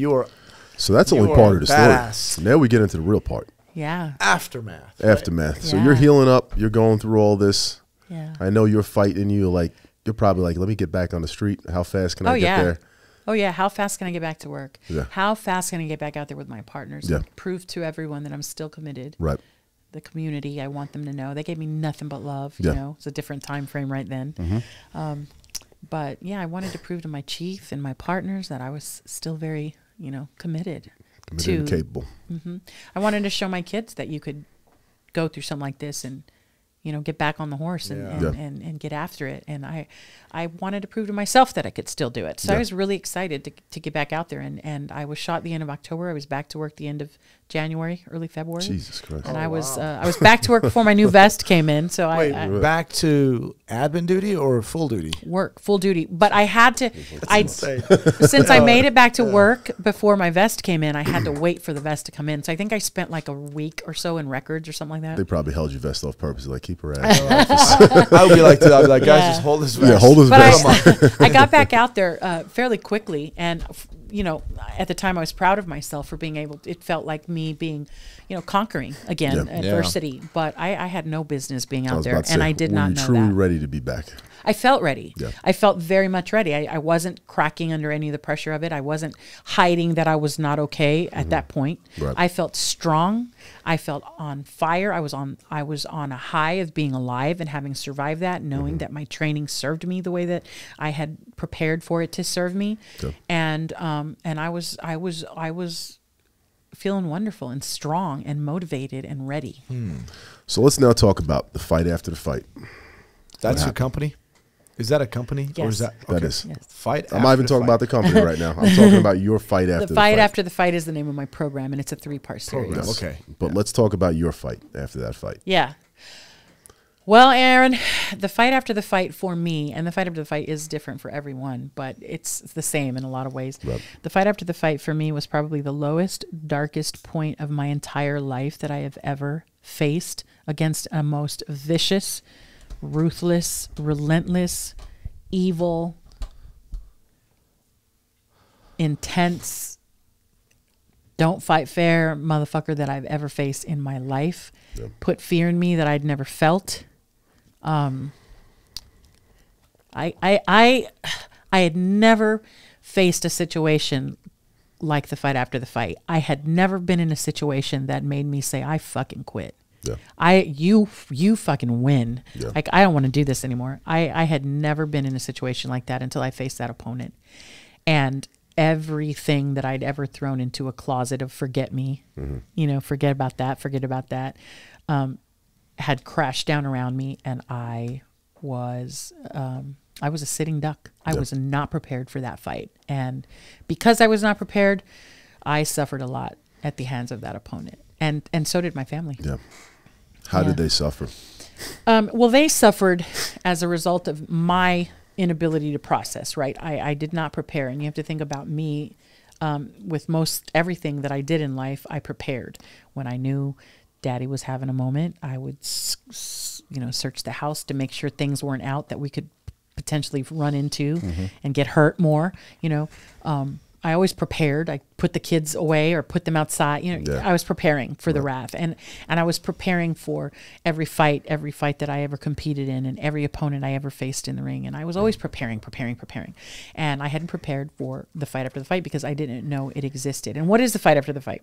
The fight after the fight is the opponent of post-traumatic stress, unresolved post-traumatic stress, and post-traumatic stress injury, which is not to be confused with one and the same because they're not. Okay.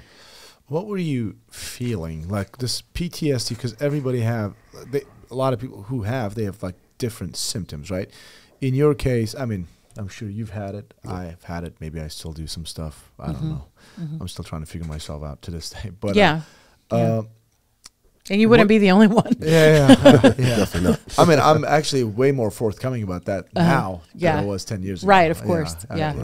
But so what was that feeling? The feeling, was it I'm not enough? I could have done better?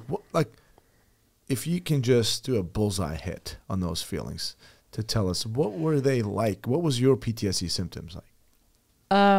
So I didn't have the I'm not enough, I could have done better. I didn't have that. I think because I prepped. Yeah.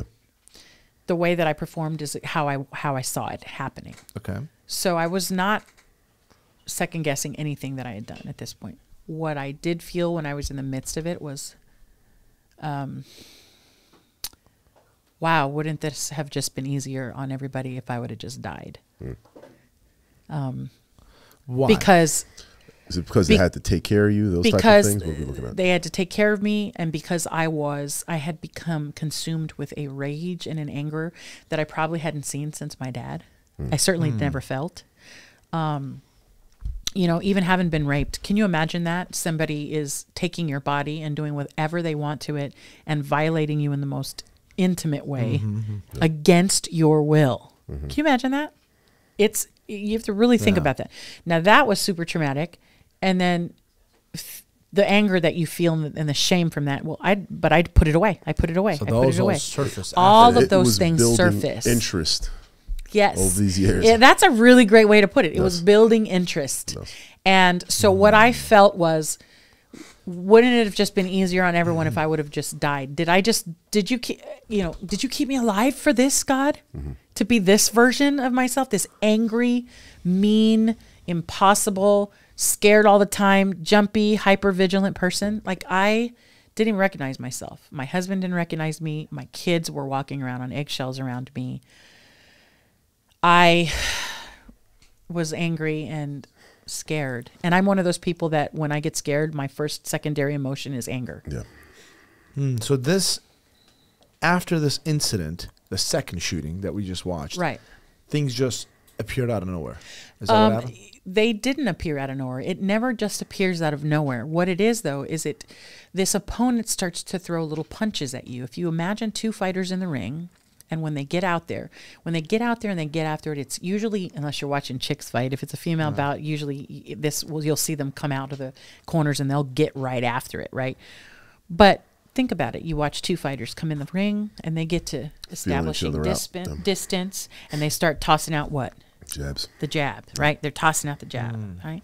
This is what the opponent will do. And the jabs will be in the form of maybe more headaches than normal or more sleep disturbances in an already sleep disturbed pattern because you work shift work and, you know, your circadian, whatever they call those clocks are off. And, you know, so you already experienced some of these things just through your daily stressors of what our job demands. Now you add on top of that layer of unresolved traumatic stress and the attack of this opponent that you cannot see. Right. And it can look like something that you may already have seen, or you can chalk it up to something like, I'm getting headaches because I'm stressed, or I'm getting headaches because I'm not sleeping. And I'm not sleeping because I'm overworked. And I'm grumpy because I'm not sleeping. Yeah. And my stomach is all jacked up because, you know, I'm getting older, or I eat shit food, or, you know, there's always something. We were having this conversation yesterday, Aaron. Yeah. You can chalk it up to everything. And that's what I did. And so these little red flags, just like a pre-attack indicator in a suspect that's in front of you and you pick them up, just like you saw in the video, you were picking them up even before I said anything about them. It's hard to do that when it's you, when it's yourself. When your opponent doesn't show itself in front of you, only shows itself from within you. And when I had my first of what would become a love affair, a very hot and heavy love affair with panic attacks, was probably anywhere from 7 to 9 months later. That next summer, I landed flat on my face, unconscious, because I had a massive panic attack and I hyperventilated and passed out. And I'm on duty, full rig on. Oh, you're on duty? Yes. Jeez. Wow. And doing nothing stressful. Yeah. So it often appears over a long period of time, and that is another reason why people can miss it, because they don't know about stuff like delayed onset post-traumatic stress. They don't know about trauma response. They don't know any of these things. We certainly didn't get the training on it, which is bananas to me, because for a job that puts you in a swimming pool full of stress, you would think that stress would be the one thing we were majorly trained on, and we aren't taught. Walk it off. Yep. Yes. Walk it off. Yes. But you know, that's changing. I'm finding with all the traveling that I do, I'm finding that we are starting to realize that we need to do better here and make it more of a focal point for training. The reason for that is these conversations we're having now. People didn't have these conversations, especially around the boys. Right. Boys, you good? I'm good. Yeah. We're good to go. You good? You gotta be good. You gotta act tough. But then you sit at home and you're fucking sitting in a dark room by yourself for a second. You're like, I'm fucked up. Right. Well, because like, I'm sitting here crying for no reason. Right, what the for fuck no am I crying reason. about right now? Not realizing that you're crying for no reason, because exactly. your sympathetic nervous system keeps going into gear, and it keeps sending all of that information to the amygdala, which controls our emotions and our fear responses. Yep. We're always told. I didn't know that. Yeah, I don't know the science of it, but that happens to me a lot more than I'm willing to talk about. Right. But it's we're always, hey, I grew up, gotta be tough, dude. I couldn't eat. Yeah. Oh, I'm sure, right? I couldn't stop eating. Yeah. I couldn't shit. I couldn't stop shitting. Yeah. My hair was falling out. Yep. Yeah. forget about it. My libido. What are you talking about? Sex? Who's thinking about sex when you're going through all this? Yeah. While some people Crazy. they go for sex, Yeah. right? That's their stress response. Yeah. It's really crazy the things that I was going through and the things that my family was going through. My children became very anxiety-ridden children. My daughter was having nightmares. My baby girl started cutting. Yeah. My son, and starving herself. And my son, he entered into a life of drugs and, petty little crime things, because in his mind it was like, well, if she can put her ass at risk like that and it doesn't mean much to her, why should it mean anything to me? Right. This risky, reckless behavior began to, eat my family alive. And as their mother, the one who, you can't get anything past anybody trying to hurt my kids, but yet I missed all of these things, because when it gets that dark, you can't see past it. You can't see you can't see past your own darkness. Right. And so my marriage is falling apart. I'm treating my now ex-husband like shit, and talking to him through anger, and talking to my children through anger and rage. And it was just this anger that I couldn't explain. Yeah. And hey, what's wrong? Why are you mad? I'm not mad. Yeah. Well, you're acting mad. Well, I'm not mad. And now I'm mad because they keep asking me why I'm mad. And it's this vicious thing of now I'm going to attack you because now you've gotten on my nerves. And really what's the most frustrating about the whole thing is having no understanding or no idea of what's happening to me. That is. How did you overcome it?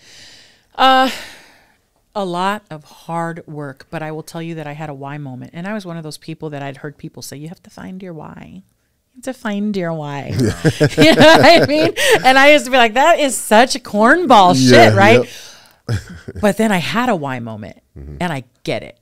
I had a why moment with my daughter, and she regurgitated some words that she'd heard me yell in anger, and it was basically planting a seed in them that said that they weren't allowed to talk about what they were feeling because it might make me feel guilty. Right? I always felt like they were attacking me for going back to this job. That I loved and I feel a calling for, and that they were mad at me about it. And so I often felt like they were making me feel guilty, and I was very defensive. And so when I had that why moment with her, when she began to get emotional when she was testifying in one of the court proceedings, and I asked her, why are you getting emotional about this, and apologizing, because she apologized it for, getting emotional. And I was like, why are you saying you're sorry for that? It's for being emotional. And she said, I didn't want to make the police in the room feel guilty for doing something so honorable, those were my words. Yeah. Those aren't her words. And I realized that I was fucking my kids up big time. I really was. I was, what this is called vicarious or secondary traumatization. So they're exposed to my trauma, my unresolved trauma, based on their close proximity and close relationship with me. Right. And, this is all covered in my program, The Fight After the Fight, in detail. But basically, if I put it in layman's terms, it's contagious. And so imagine, you said this, Kaya, you said, I'm a lot more forthcoming with this about what I'm feeling and the things I deal with than I was 10 years ago. Well, if you have children, I fucking guarantee you that they are suffering with a lot of the same things you're suffering with, and they're doing it the way you're doing it, which is probably in silence. And we are the point of reference. Just like we talked about from our childhoods, we look at our parents as the point of reference for our parenting, how we want to do it, how we don't want to do it. And what I was doing with my children was I was giving them the guide, the blueprint on how we were going to handle trauma and stressful shit that their mom's job handed to them. They looked to me for that guidance, and I gave it to them in the form of suffering in silence and being angry all the time. And so my daughter couldn't handle that pent up pressure, and so to relieve it, she would cut. Or she would eat based on an award system that she'd conjured up in her head, that if she was good and she didn't upset me that day, she could have a meal. And these are things that we do. I didn't know I was doing this to them because I never got that training. But when I saw it with my own eyes, what I was doing to my kids, I said, no more. Fuck this shit. Like, fuck this, whatever it is that's beating my ass. I am a champion and I know how to win fights, and I got to tap into that chick. And when I went out and found a corner team, that's how I refer to it, a corner team, a trainer, a cut man, sparring partners, the whole shebang. When I armed my corner with a strong corner team of support, we got to train it. And I started to learn about this opponent and how it fought and how it attacked me and the effects of that attack and how it affects my family. And I had to take the lead on it. And so I had to heal myself, and through healing myself, teach them how to heal. And then through years of doing that and then helping them process through their stuff, it achieves what's called post-traumatic growth. A lot of people, you say, do you know what PTSD is? Or do you know what PTSI is? Post-traumatic stress injury, right? Because it's not a disorder. It's actually an injury. So they're trying to do away with calling it PTSD. Right. People will say, I know what that is. I've heard of that. But you go, hey, you know what PTG is? What the heck is PTG? Do you know what post-traumatic growth is? No, what is that? Well, dude, why would you not want to give somebody the freaking hope, right? Post-traumatic stress injury is a hell of an opponent. But post-traumatic growth is like the title belt at the end of it. Yeah. And that's me, man. I'm always going for the win. I'm always going for the title. And that's just the mindset that I had to take. I had to take that mindset of winning on the street into winning in the fight after the fight. And it took a lot of work, and I had to do shit I didn't necessarily want to do. But I did it because I wanted to heal and I wanted to win. And I don't like to lose. And I was losing for a lot of years. So that's how I got through it. I found a team. I worked with that team. I committed to training camp for this fight. And I lost a lot of rounds, guys, but I didn't stop showing up when the bell rang. Kept getting up. Yeah. Kept getting up. That's the key. Yeah, Always that's the key. Yep. You got to keep showing up. And I still have to show up every day because, believe me, it's not always, you got a great day. Hard days you're like, shit. Yeah, but I have really gotten to the point where I win a lot more rounds than not. Mm-hmm. And it's interesting because when I see it in my mind's eye, when the bell rings, sometimes it's not me that don't want to come out of the corner. It's that motherfucker over there. He's like, oh, this chick doesn't go down. You're right. I don't. And if we can give each other the tools through our own stories, through normalizing this type of conversation without thinking it's weak, then we make progress. Then that's where the real progress lies. Not in just the sitting in the training and then checking the box and signing your signature that you were in training. You've got to apply. Take action, you know. No, great story. Very good, man. Yeah. You're amazing. Yeah. This has been a very refreshing podcast for me. Thank you. I've been waiting to have you out here. Thank you. You know that. Yeah. You got to be self-reflected. You take it in and you go and chew on it and digest it. And don't just like leave here. And this is not just for you guys. This is for people who are listening, who take the time to watch this. Don't leave here and then do nothing with it. Like at the end of the day, it's got to be you. You know what I mean? But there are people in this world, me included, that gives of themselves in a way that, hey, I beat this guy. It's beat me too. Yeah. You know what I'm saying? Those are the guys I always wanted to spar with. The ones who got their ass kicked by the opponent I was about to fight. And the ones that won. But the ones who got their ass kicked and then come back to win, now those are the real stars you want to spar with, right? And so don't not do anything with it. Like reach out. You guys are going to put my information out there. So you're going to give us that in a second. We're going to give you the information and use it, because you won't, I will say this, you will not beat this opponent by yourself. I don't care how badass you are. It will always loiter and it will always show itself. And the idea is to get to a point where, you don't have to deal with that guy anymore. So how can the people reach you? So the people can reach me on Instagram at the fight after the fight. Is it the fight after at the fight after the fight? So if you just go in and type in Officer Ann Carrizales, you will find me on any platform. Facebook, Instagram, well, it's not Twitter anymore, X. And LinkedIn. You can find me on all of those platforms. You can reach out. I will be I'm doing a whole brand new refresh of my social medias to put out a lot more consistent content. And I'm super excited about some projects that are coming down the pipes. But in terms of a battle buddy, in terms of what are the next step, Ann, tell me more. I want to hear more. Reach out to me. I will show you the way. For sure. I know how to throw these punches at this opponent. And you're an inspiration. I told you that from day one. I mean, you have a badass story. I told you that if I ever heard you on the radio coming, I felt pretty good about it. Oh, I mean, and thanks. Today's time, especially what we work with, there's a lot of people I heard coming on the radio. I'm like, oh, God damn it.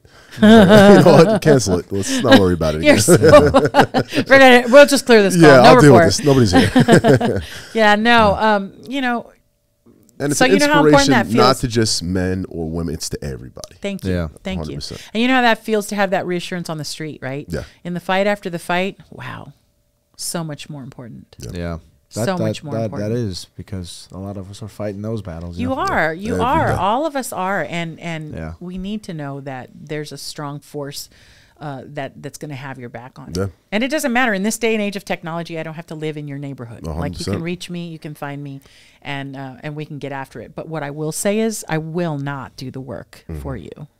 I had to do my own shit. You're going to have to do your Amen own to shit. that. But I could certainly give you the work and show you the way and be there to support. That's my calling. That's why I'm alive. It's why God gave me this wonderful You're doing an blessing. amazing job. I can tell you are Thanks. affecting a lot of people in a positive way. Thanks. And I personally want to thank you for coming out here and doing course. this. I know Thank you you. have Thank a you lot for of your things time. going on, but I want to thank And you. you're for doing that. such a good job, Aaron. I'm trying. Thank you. You know, You're doing trying, good. I'm trying. You're Yeah. doing good. You it was know. so good to meet you, Kaya. Absolutely. Pleasure meeting you. Thanks Yeah. for coming over. And Of course. This again. It was so cool. It's And been incredible. I'm so excited to see what gun that is that Ryan's going to give me. You know, he said that. there it is. She did it. Ryan said he's going to give me a gun for being on the show. So I think that's not true, guys. That's not We'll true. figure out something. We'll set you up. We got to get you out here again. Yeah. So- Yeah, for sure. I'm always down to come. Whatever I can do Thank you, to Aaron. come out here and be on the show. Paul, I think in Jason's words, pause. Is that the Yes. correct one? Pause? Yeah, let's do pause. Yeah. The young kids are saying pause these days, so we got to go pause. But guys, thank you for coming out to the CF podcast. Kaya and myself, Aaron. Yeah. Another great podcast put out here today, and we'll see you next time. Hey, wait. Whoa. On 3, you go, I go. Oh, yes. 1, 2, 3. You go. You go, I I go. go. Ah, you Love got to that. have that. Guys, see you next time. See ya.